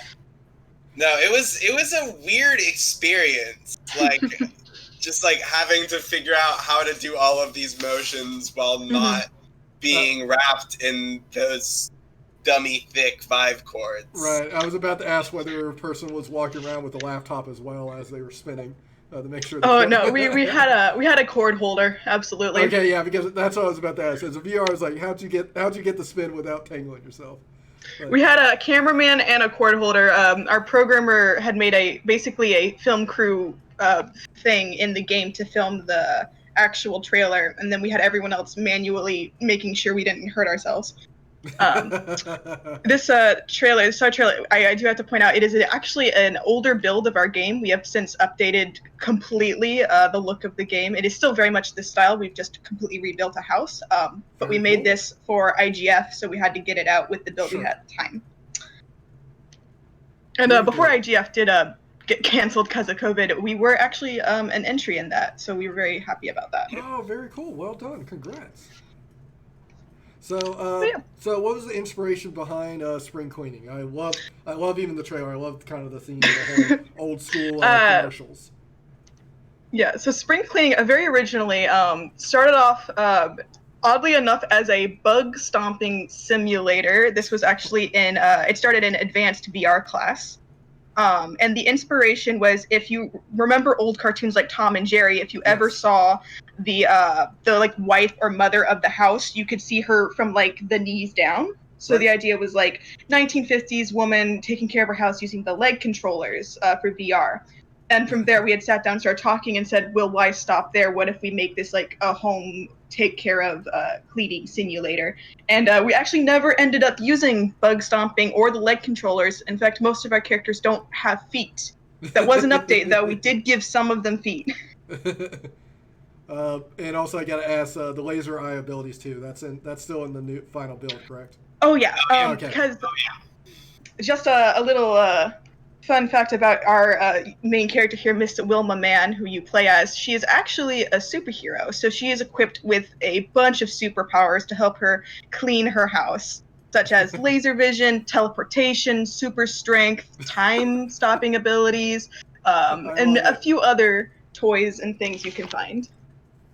That's awesome. That I like. That's pretty cool. So, what were some of the biggest challenges of the game? VR is not easy. VR can be very, very difficult. I know one of our biggest problems near kind of the end, not the end of development, we're still working on this, but we realized we were having a huge frame rate issue. And we're still technically working on that to figure out what we can optimize the most to make sure this runs at a good enough frame rate that you can't notice some lag. But unfortunately, since everything is kind of real time, anything we have like fire particles or water or copious amounts of fish can really lag up the game. But we want people to still have the fun and freedom of being able to cause as much destruction as they can. Sure. Yeah, the nature of VR is like that. Again, frame rate is usually a very, very precious resource. Yeah. And Jamie, I know you had some with the lighting too, right? Yeah. We've been dealing with lighting, and we've been doing a lot of different stuff, and we just kind of reached towards the end of development where we could fix frame rate, but we would have to like start a lot of stuff over from square one when we're already right at the end. So it's we've got ideas and we're working on it, but there's still just like a lot of time to put into it. Absolutely. Well, it turned out look great. Again, I love the theme, the trailer itself. That sold me right off the bat. Absolutely love that. Very cool. Yeah, it was a fun time. Absolutely. Other things that you want to mention about this game? So big achievements on that. Again, VR, it's difficult. I think overall, the thing we're most happy about is kind of where we're taking this game, because our overall goal is to publish this game. We're actually talking with different people at DePaul to help see if DePaul is willing to help us kind of get this published. That's still like the communication phase right now. Everything's been kind of crazy with kind of the no physical school, so we've been put on the back burner in terms of the answers on that. But we do want to make this as polished as possible and publish. And we also are expanding the world in which these characters exist, because we want it to be a very fun superhero themed simple game for people to play, but at the same time get some stuff that would make people really like the character side from just like, oh, this is a simulation character. Yeah, I'd like if this lady then ends up turning as the as the chat said, turn into Mrs. Incredible. That would be pretty cool. Actually, I would love to just give a little shout out to our characters so people can kind of know, because there is also villains in this world that will interfere with your day. So our main character is Wilma Mann. She is our lovely housewife here, doing whatever she wants to her home, because it is her home. She is married to Hugh Mann, who is a local superhero as well, and their son is Junior. Within the world they live in, they have their dog, Spot, who is the amazing invisible dog, who will fetch, feed, and track mud all over your house. There is also Wilma's nemesis and neighbor, Carrie, who comes in several times to destroy, mess up, or just try and be a hindrance in the way of you dealing with your home. We also. Yes, Karen is our villain. We have a few other villains we hope to eventually include, including Dr. Reverso, who is known for flipping gravity, and one hero kind of annoying enough to be supervillain in some cases, Mackerel Man, who has his own radio show you can hear the tales of if you choose to turn on your radio. Oh, that's so cool. Yeah, so we really want to make this kind of nostalgic for the feel of old school comic books and superheroes, like turning into the Bat Channel back in the day to hear about the latest adventures. But you're kind of in that world at the same time. Yeah, the beauty of this game is really in the background details. Absolutely. That's so cool. But whatchamacallit? Very well done. So, again, I think I also know saying is the Human or whatever, is he holding a baby in his hand? Is that the Human is there's the baby. Okay. There's the baby. I did not catch that's what she was holding. She was holding the baby. Yeah, that's Junior. Yeah, these are also our old models for the characters. They have really good new models. Our artist, that's Reagan, she really worked hard on giving them more, this was our placeholder model, simple, but she really gave them personality. And actually, if you download our game from our itch right now, you will see the new models. The husband and baby are much more interactable in this that build as well. That's awesome. Yeah, the baby, we really updated all the models. They look beautiful. The baby no longer looks like a football, no matter how many times I argued against the baby remaining looking like a football. The baby has definitely been a point of contention throughout the game because originally he was not something that was in the home because we thought he might be in the crossfire, so we had him as something like daycare. But people demanded we keep the baby after we put him in a test build because he was an object that would appear. And from there, he is now a flying psychic baby, so he's very intelligent, but he is like 3 months old, so he is flying all around the place. He draws on the walls, puts little paint handprints everywhere, so he's another obstacle to your happy, clean home. Oh, Yeah, that's so cool. Yeah, that's a great, like, you were asking other people what they would tell other Capstone people. Really listen to your playtesters. Like, the features like the baby just wasn't in the game, and then we got some... Was that, like, your top comment is, like, more baby features? Yeah. The baby was left in there because we were filming this commercial in Engine, and we accidentally left the baby in during a playtest. And they just, they loved it. They loved it so much, and everyone loved the baby now. It's one of the favorite features. Yeah, and because we do point out very specifically that the baby, as a superhero, is completely indestructible. So he is perfectly safe and happy throughout the entirety of this game, no matter where he ends up going or what people end up spiking like a volleyball. The baby's fine, I promise you. Yeah, it sounds. We had a couple of questions, it looks like, from the chat as well about that. So yeah, the baby's effectively Jack indestructible. Yep. Very, very cool. Wow, well done. This game looks absolutely great. Definitely, I have a VR headset myself. I'm definitely going to try this out. Who's one just other side note question? Who actually did the acting for the character? So I did the acting. Okay, that's pretty cool. Yeah, we got the actor and the choreographer in the chat right now. Oh, you guys were okay. That's what I was like. You have to do a choreography, right? So you have to. Because we actually had a few bugs in when we were filming this. Like, you notice the invisible dog runs by and his footprints are on the ground. Yeah. For this particular stretch of hallway, the mopping mechanic was not working. His paw prints wouldn't disappear. So we came up with this little dance thing that she can do instead of actually mopping up the prints. So that it had a little nice visual flair to it. But speaking of the people involved, I would like to just give a shout out because we do have a little extended bit of a team because this project did begin before Capstone. So we have few more people that were involved with the making of this game that were not in Capstone, but we do want to just give them credit. So I'm Zoe, I was producer.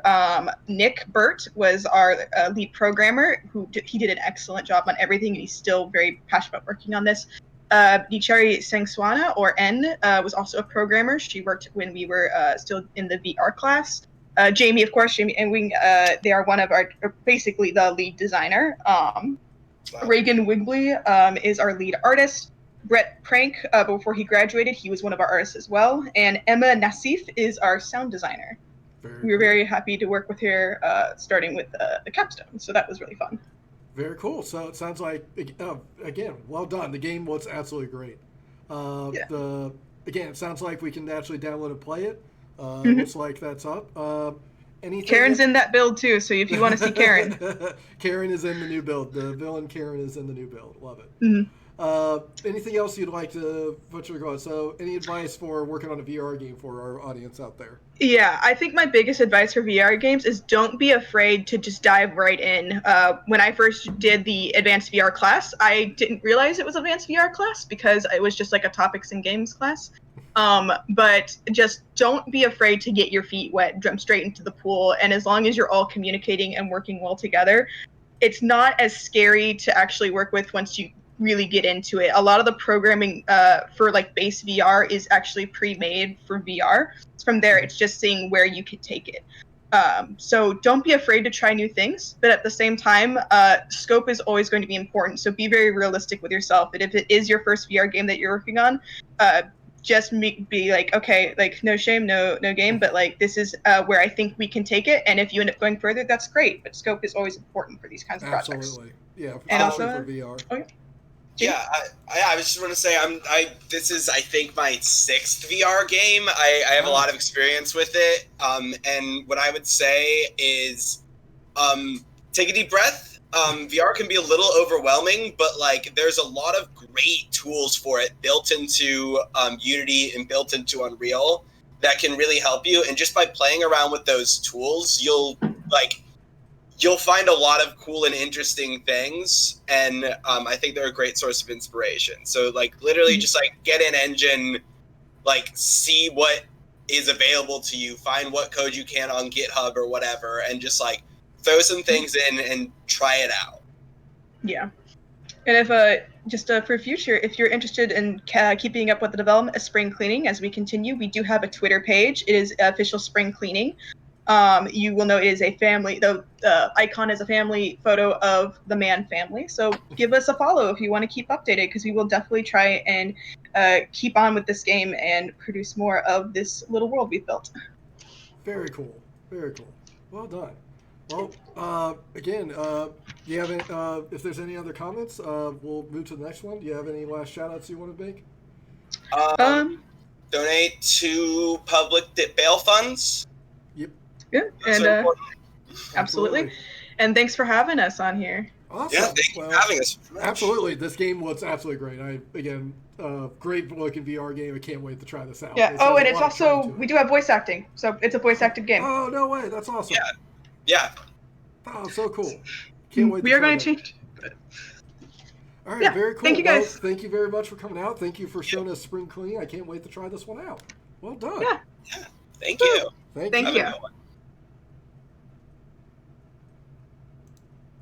All right, so next that we have up is Froot Fite. Yep, and they're about to come in. Dope, dope, dope. All Boy. right. How we doing? Hello. We do it. Welcome. Thank you very much for showing up, Froot Fite. Thanks for having us. Let's watch the Thank trailer you. and let's see. All right, ladies and gentlemen, here is Froot Fite. Heck yeah.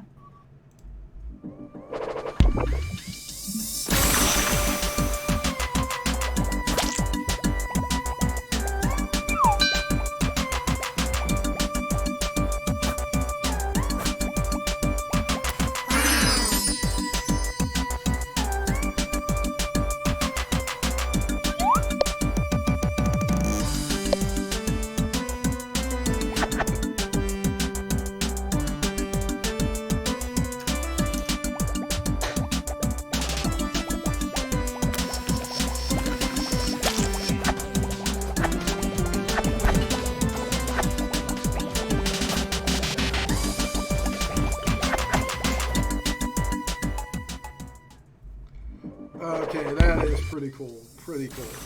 Yeah. Very cool. All right, so yeah, introduce yourselves and let's talk about some Froot Fite. So I'm Kaylee. I'm the producer and the backup artist. Who's next? Me? You go okay. next, Neil. Okay. Hi, I'm Neelam. I'm the main artist. I worked on the concept art, characters, character models, textures, rigs, animation, just basically the characters. Guess I'll introduce myself. I'm Tomas Rodriguez, and I'm the main programmer, but not the only one. Definitely not the only one, thank God. My name is Thomas Newsom. I'm also a programmer, as well as designer and a little implementation of the pieces that other people made and put in. Very cool, very cool. And I am Eric Moen. I'm the audio guy. I did all of the music, all of the sound effects, and did all of the implementation into Wise. And then did a little bit of some C# stuff as well with the audio, with the help of Thomas and Tomas with that. Awesome. All right, so let's talk about Froot Fite. So, absolutely love this game. Love the concept. Again, I got a big Smash Brothers type vibe here. So, why Froot Fite? How'd you guys come up with this one? I guess I could say. yeah, go, Neil. Yeah. So when we were first thinking of ideas for the games, we didn't really have any good ideas that we thought we all liked together. So I remember I had an idea for a game which was like a fighting game where you have to attack each other from behind. But Kaylee really, really wanted fruit, so we decided we'd just make a fruit fighting game instead, where you're just trying to attack each other from behind and using the environment to try to like kill each other, essentially. So we ran with it, and Froot Fite is now what it is today. I love it. I love it. Very, very cool. So, what should we call it? Again, so I love the, again, seems like, again, without saying that it is multiplayer, eventually it's all, LAN, I am assuming, but everybody, it's a couch co-op battle game. I absolutely love it. So, what were some of the biggest challenges coming, basically trying to make this game? Thomas, you want to take this one? Sure, yeah, I can. So, I mean, there were a couple. I think we're because the models are so different. A lot of the kind of implementation of all of their skeletons and animations was a bit of a hurdle because we tried to do like casting from one model to another with all the skeleton animations and stuff, and it ended up creating individual animation trees for each of them, which worked. So like I feel like that was a big hurdle, as well as trying to diversify all of the environments within each of the level as well, to make sure that they were like separate enough in their styles and kind of main mechanics of how you could like hurt each other within each environment was kind of a bit of a challenge, because also each of them were like developing their own systems within each level, so it wasn't like a shared system between each of the levels. Very cool. No, also programming-wise, I think one of the biggest hurdles that I got through thanks to DePaul was the input system. Getting 4 people to like send their inputs and getting everything to where it needs to be and efficiently, that is not something you just learn from night to day from a YouTube video. No, that is all Andre, Keenan, and you, Will, who have taught me all these years, like the do's and don'ts of like singletons factories and how things references, copies. It's so many things just working together through all these years, and I think that was the biggest hurdle by far.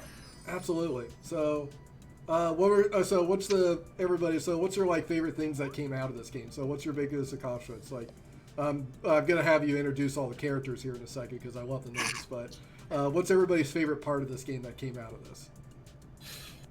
I think the fact that we have so many fighters is a really big thing for us. Like, we have 6 of them, which I think is pretty bonkers. And I wish we had more time to implement more. But the fact that we have 6 unique fighters is, you know. And you gotta tell the audience, what's the name of each of the characters, which I love. We have Bannerman, Malone, Oppo, Orage, and Kiwi, and Painapple. I almost forgot Painapple for a second. Can't forget Painapple. Can't forget them. Absolutely great. I love it. Very cool. What should we call it?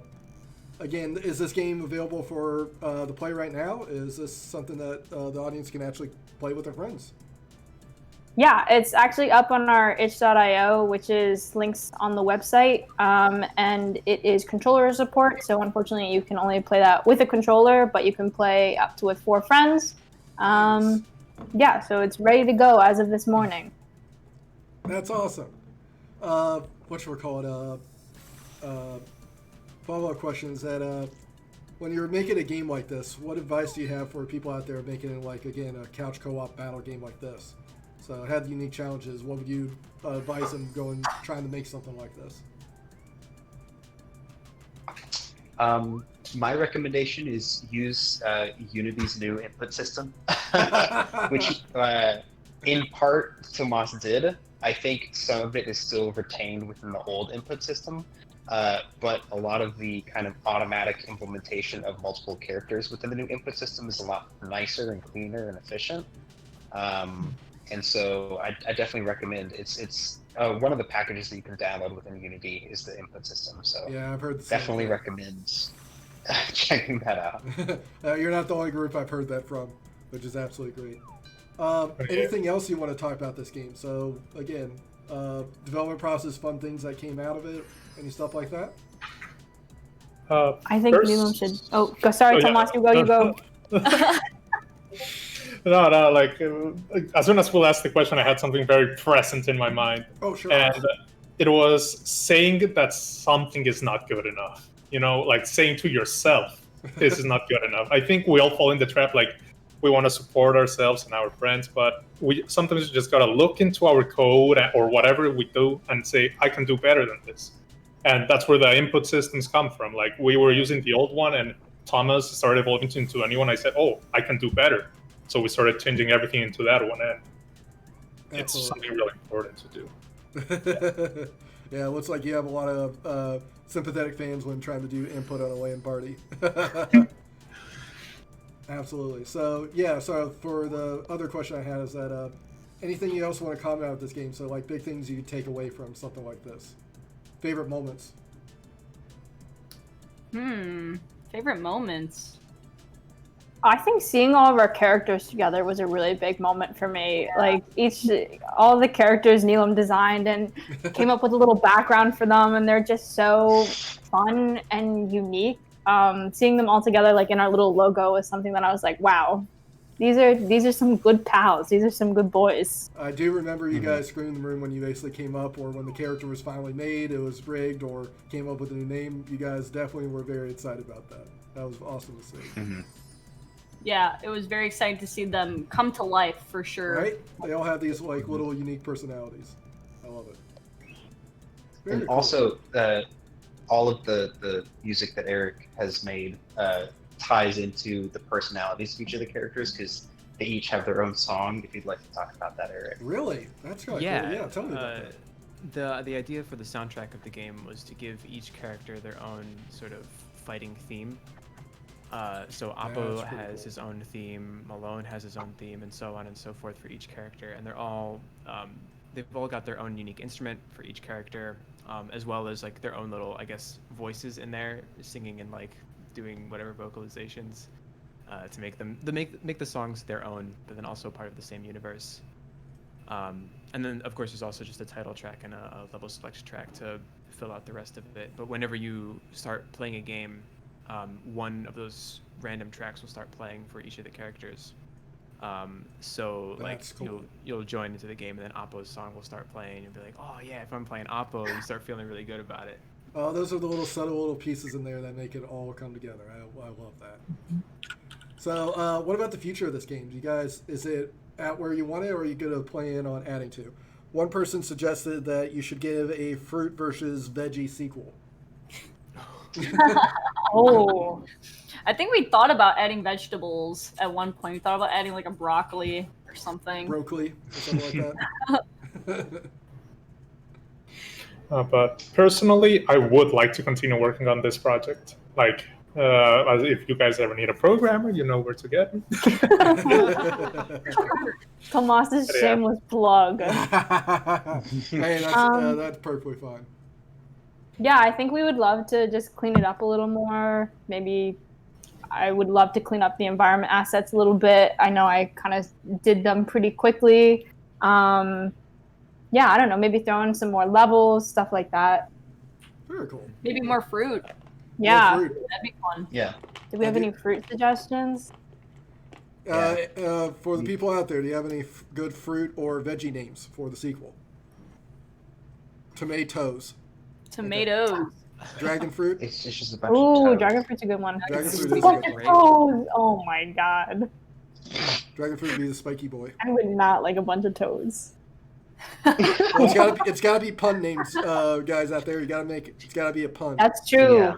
That was a big part of the creative We process. got Banana Man. We got Malone. You gotta imagine all them toes. I remember at one point we wanted to bring cherries in, and we kind of wanted to have these like two twins connected and try to figure that out. But I think I like towards the end of quarter one, we were like, the Voltron that is fruit punch. I like that. You could be the end bosses facing Yeah. whatchamacallit, yeah, the fruit punch Voltron. I love it. Grapes of Wrath. oh my god. Great idea. Kool-Aid Man is the end boss. I love it. Kool-Aid Man was the end boss. We'd have to get the copyrights for that. Yeah, one step at a time, right? I'll email Kool-Aid after this. Any other comments you'd like to make on Froot Fite?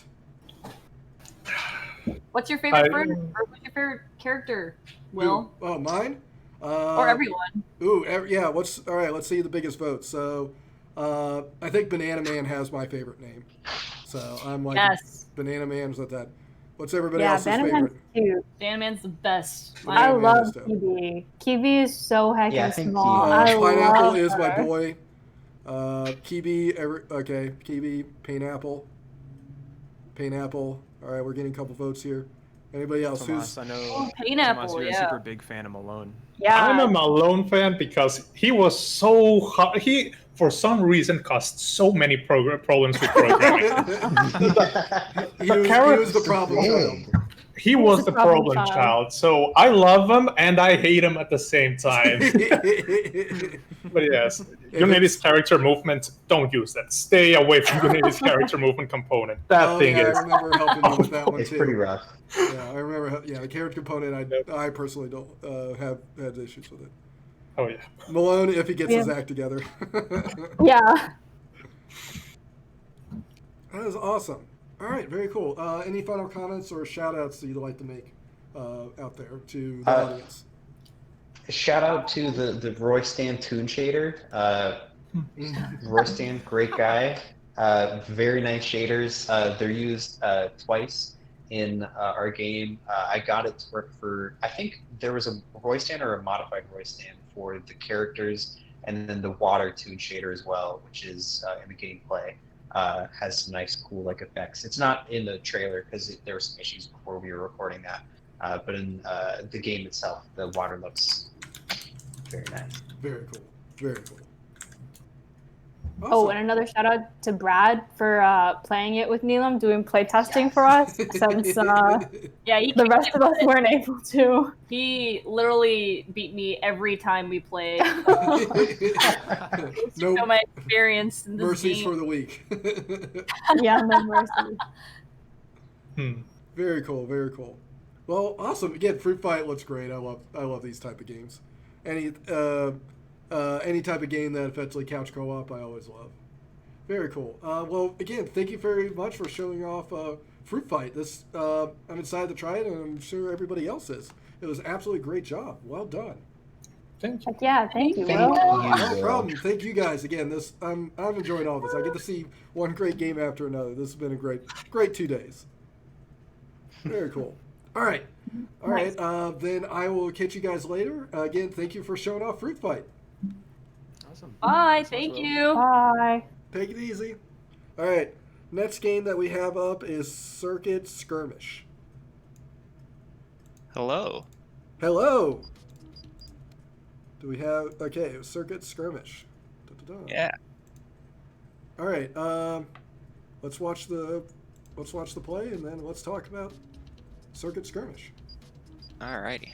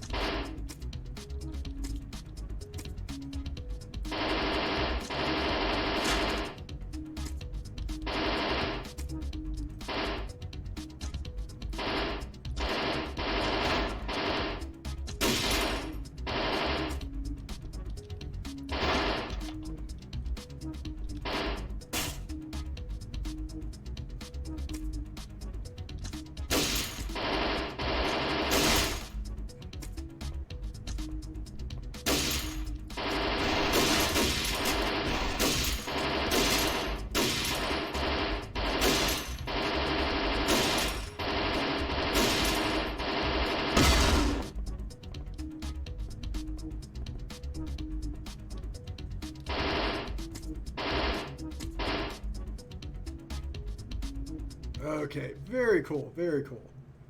Yeah. All right, so Jim, correct?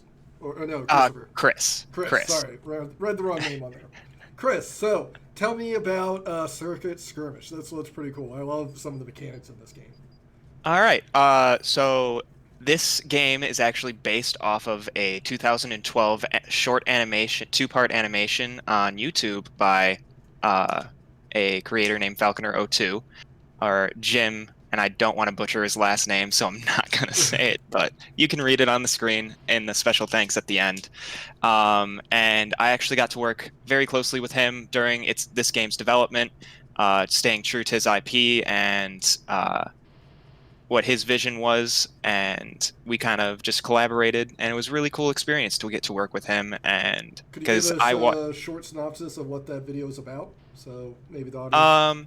So yeah, pretty much it's not very story heavy. It's just a small robot who is going up against like an army of evil robots, and he's defending a city and just trying to take them down. So I thought this would be really cool as a game. And so I got into contact with him and talked with him, and he was like, I think that's an awesome idea. So that's yeah. Very cool. Very cool. Well done. So again, that sounds like where the inspiration came out of this. It's like, was there any games of that? Because I kind of like the whole movement mechanic, using the gun to effectively help you traverse the level. That was a cool idea. I do like that. Yeah. No, I mean, I pretty much got that idea from playing TF2, and there you go. That mechanic was something that I recalled, and I was like, that would be really cool to incorporate into one of my games. So I finally got to do that here. Absolutely. And yeah, that's again, yeah. I like the jump mechanic. The gun sounds and looks like it feels cool, pretty cool, which I like. Very yeah. Cool. So what was some of the biggest challenges to develop a game like this? So was it just you, or was there others in your group? Yeah, this is a solo project of mine, so it was just me. And I'd have to say that the hardest thing about this was getting all those art assets and getting all the animations done by myself while also doing the coding and being my own producer and keeping myself on track to have it done in time. Right? Wearing all those hats is very, very difficult. Oh, yeah. But again, you did a great job. Well done. Thank you. Yeah, the combat seems pretty solid. Especially this boss fight I really like. It's really cool. So, So what was some of the biggest challenges, aside from doing all that, but developing a platform like that? Is there anything else you want to comment on that? Mostly just staying true to what he had envisioned when he was developing his animation. I wanted to be like, what do you think a game like it should be, and took his feedback, and which was tough at times because he was always just like, this is amazing, this is awesome. And I was like, any criticism? He'd be like, no, I love it. Oh, I get that too. It's like, no, please tell me something you don't like about it. I want to fix it, get it better. But but this looks great. So what was your going off that point? What was some of the favorite things that came out of that you made? So like, what was some of the stuff in here? It's like you're like super proud of that you want to talk about? Like this city environment is something that I'm pretty proud of. Just because I had some difficulty getting like the environments to feel right, just because I wasn't going so heavy on the art style, just kind of using blocks to block it out, and to really still get that city vibe with the parallax backgrounds and stuff like that, I'm pretty proud of, you know. I'm gonna. Okay, so here's looks like we've got several questions about that. What the IP was? So it's Falconer02. Is that what it's called? Yes, you can look him up on YouTube. And yeah, the animation is the same as the name of the game, and it's a 2-part series. It's also, if you go to my itch.io page, it is linked in that description as well for this game. So very cool. All right. So I'm very cool about that. It's also very cool, basically taking someone else's idea and then kind of bringing it to life. That's always very cool. I'm guessing Valkyrie. Yeah, it sounds like Valkyrie was loving that as well. Yeah. Very cool. What shall we call it? So, advice for, again, solo project or even a platform, what advice do you have for people making their own games out there?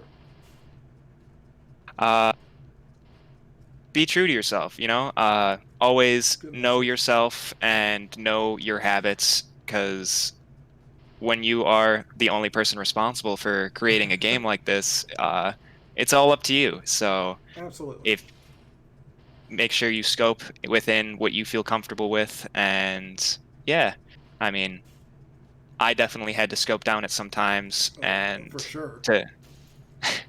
And yeah, but yeah, very cool. Just scope is always a big thing. Always know yourself and know what you're able to handle and what you're. Awesome.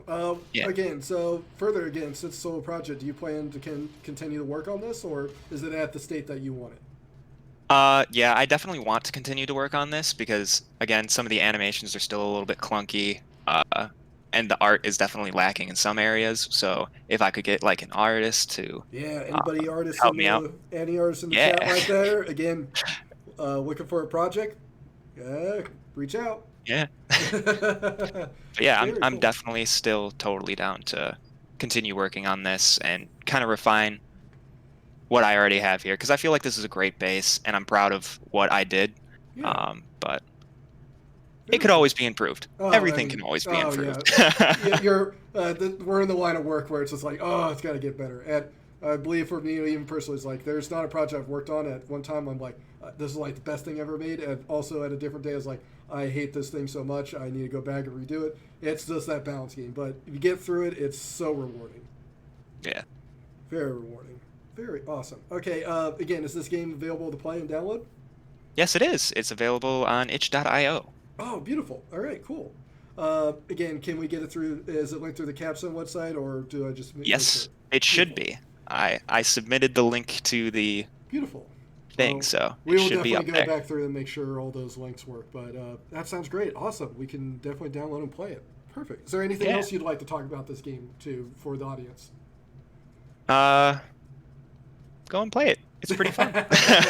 Play my game, exactly. Yeah, play it. I love it. But other than that, no. I mean, I had a really fun time. This you did Capstone experience was definitely. Well, you did an absolutely great job, Chris. Yeah, thank you. Right on. All right. Very cool. Okay. If it's not that, we'll head on to the next group. Chris, thank you for showing us Circuit Skirmish, and it's great. I can't wait to play this one. Yeah, thank you. Take it easy, Chris. You too.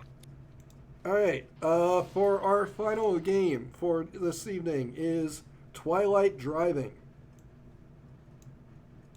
Yeah, so we have the person ready to go, but they're having a few mic issues, so we're just going to hold off for just a minute. Maybe this would be a time you can do a little plugs talking about your workshops or JDE, shameless. Absolutely. Some shameless plugs here. So, yeah, sure. Again, as reiterated here is that if you are a new developer to Chicago or DePaul, a basic student developer, and you want to get in the mix of it, I highly recommend joining the JDE student group. Again, they're a great group of people. They help you effectively get in the thick of things. Again, even if you want to just test get your basically toes in the water, they have a lot of game jams that they help host. Again, at one point, everybody should do a game jam. Absolutely. Yes, plug well. But the other thing I want to talk about, so again, follow JDE, which again, JDE will also have the postings on my workshops that I do. So over the summer, if you'd like to do so, one of the big engines that I get a lot of questions about is the Unreal Engine. And again, if you guys have seen the UE5 trailer, there's a lot of cool things coming down the pipeline. So over the summer, I will effectively each week, once or possibly twice a week, I'm going to do effectively a workshop where we'll effectively make a game from scratch. You can basically interact with me during the chat, ask me questions, and I will teach you all that I know about the UE4 engine. Further, we will also have guest speakers come in from time to time to talk about other aspects because, again, I'm good, but, again, there's a lot of areas that I'm no expert in, and we're going to have some experts that I do know come in and show it how it's done. So, if you're interested in learning UE4, please come out, watch the JDE website. There's also a Discord to the actual workshops that you can join. That will be posted as well. So come out and join if you want to learn the UE4 engine. Yeah, the link to the Discord, it should be below the stream, and if you follow the Twitch, you'll see when we go live. We've definitely brought the Twitch to be more popular with everything going online in the past little bit, but now I think we're going to keep it going even when we get back to person. I think it's going to be a nice way for us to be able to reach out to people who can't come to all the events in person, or who are in different geographic areas. And these workshops are for everybody. If you have no coding experience whatsoever, you can follow through all these different videos. I take it from a very, very simple mindset. So this is basically, if you want to just get your basically feet in the water and try it out, these workshops are definitely for you. Why only 4? Because again, it's 4th iteration. 5's coming down the pipeline, and if you haven't watched that trailer, you go watch that trailer. It is absolutely mind-blowing. So the couple friends I do have at Unreal, I'm bugging them with questions, but they won't tell me much. But I can't wait to see more of that engine. Again, man, it's absolutely crazy. And to follow along with the workshops, don't you also post to all your files so they can follow along too? Yes, the files that we work on in that project are eventually there's a Dropbox linked at the bottom of the Twitch channel. You can download and play it. The videos are always there to watch later on the Twitch channel. There's also a YouTube channel for it as well. You can go back and watch it later. Again, I will be around this summer. You can eventually just ping me with any questions that you might have. So like if you, Grayson, you being an artist too for the UE5, my favorite one is that they bring in a ZBrush model that has like hundreds of thousands of polygons on it, and it's like, yeah, this is really a high polygon, but it runs really fine. So, and it does. Yeah, so well and then they have a room of them. So we decided to add 500 more of these models in the level, and it doesn't skip a beat. Yeah, I really want to see. I guess how real is that? How's that possible? Let's talk about that. All right, cool. Question: do we have any game maker workshops? I could definitely do a game maker workshop if people are interested on that. I think the biggest problem with Game Maker is just that everybody doesn't have free active licenses necessarily. Yeah, but that's the only downside. But I'll do again. Unity, Game Maker, Unreal. I'm familiar with all of them. Godot, I'm okay with. I have enough that I could probably show you guys.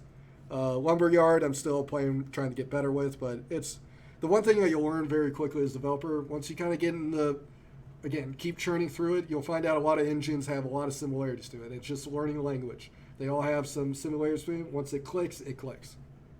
But yeah, we could definitely do a Game Maker workshop. A lot of them will be mostly UE4 based, but I'll definitely do a week for Game Maker. All right, our speakers all ready now. Cool. So I'm going to bring them in. So the last game that we have for this evening is Twilight Driving.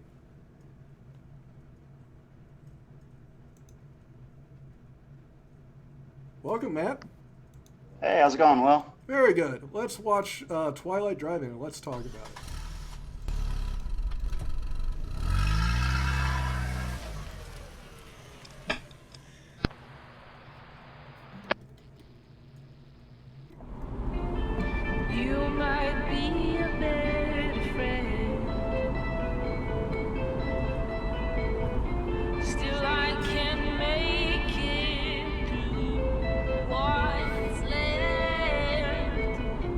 Into the hallway of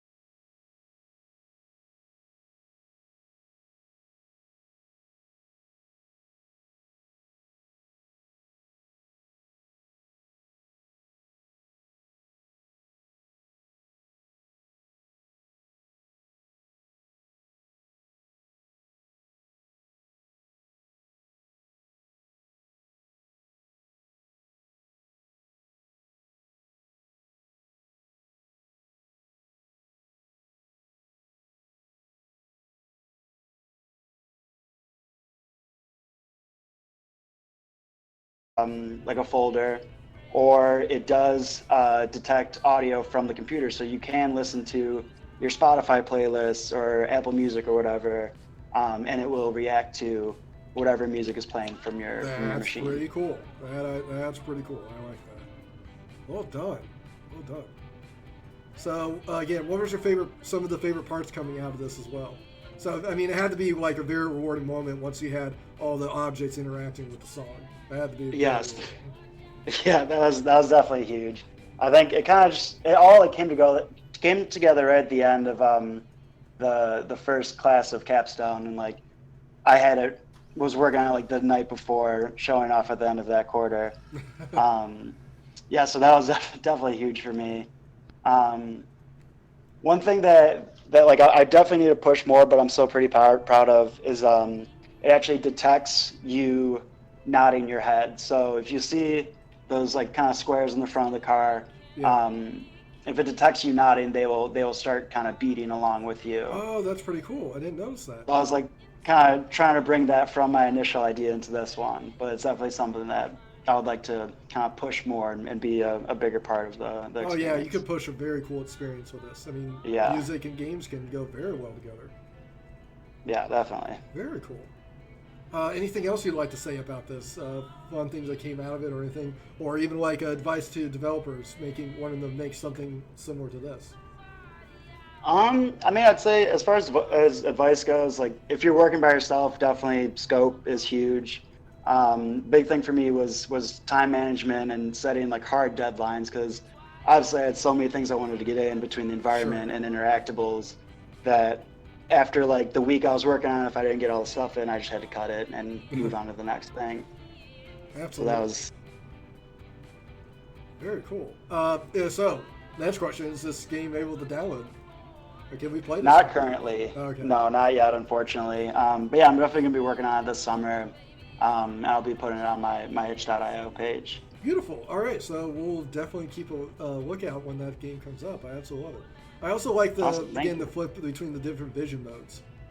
So that's actually pretty cool as well. I was kind of thinking like old school like music visualizers on like Mac and stuff that like you can cycle through different kind of like filters and stuff. So I definitely, if I had one interactable to be in this game, it was definitely adding filters to the game. Absolutely. Bring some of those old music screens back from like iTunes. I remember that. Yeah, exactly. Those visualizers. Very, very, very cool. Awesome. Is there anything else you'd like to say about this to the audience out here? No, I think that's it. Very cool. Well done. I love, again, it's very, very, very surreal. I like this game. Very, very calming too, which I like. Awesome. Thank you. Very well done, Matt. Thank you for showing this game. Thank you for showing us Twilight Driving. Absolutely love it. Problem. Very cool. All right. Thank you for showing up out here, and keep us posted when this game's actually able to download. Yep. All right. Awesome. Thank you very much, Matt. Yeah. Thank you. Take it easy, dude.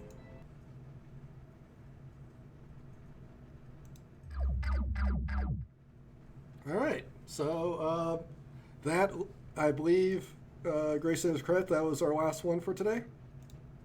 I believe so. That's what I have. Yep. So yes, sadly, this ends our Capstone experience. Sad moment here. But thank you very much for everybody that came out to show, all the support here. Again, this is why I love doing this. Again, you guys are showing that, again, this is something you want to do. This is something you're passionate about. That gives me energy to keep pushing forward as well. I appreciate you guys very much basically coming out here, showing your support to your fellow students, for your fellow graduates now. Again, I'd like to say special thanks to the JDE, special thanks to Grayson, Eric, Kaylee, Dave. They all did absolutely amazing to get this thing up and running. I cannot thank them enough. I know you guys are thanking me, but you got to thank them even more. They did so much to help this thing keep running. So again, thank you very much for everybody coming out here. Please, again, if you're interested in developing games as a new student, join the JDE. Also keep an eye on there when the new Fetchly workshops are coming about. And again, I'd like to say as one final thing, congratulations all DePaul students out here. You did a great job. I'm proud of all of you guys. And again, I hope to hear from you guys in the future. Thank you very much, everybody. All right, take it easy, everybody.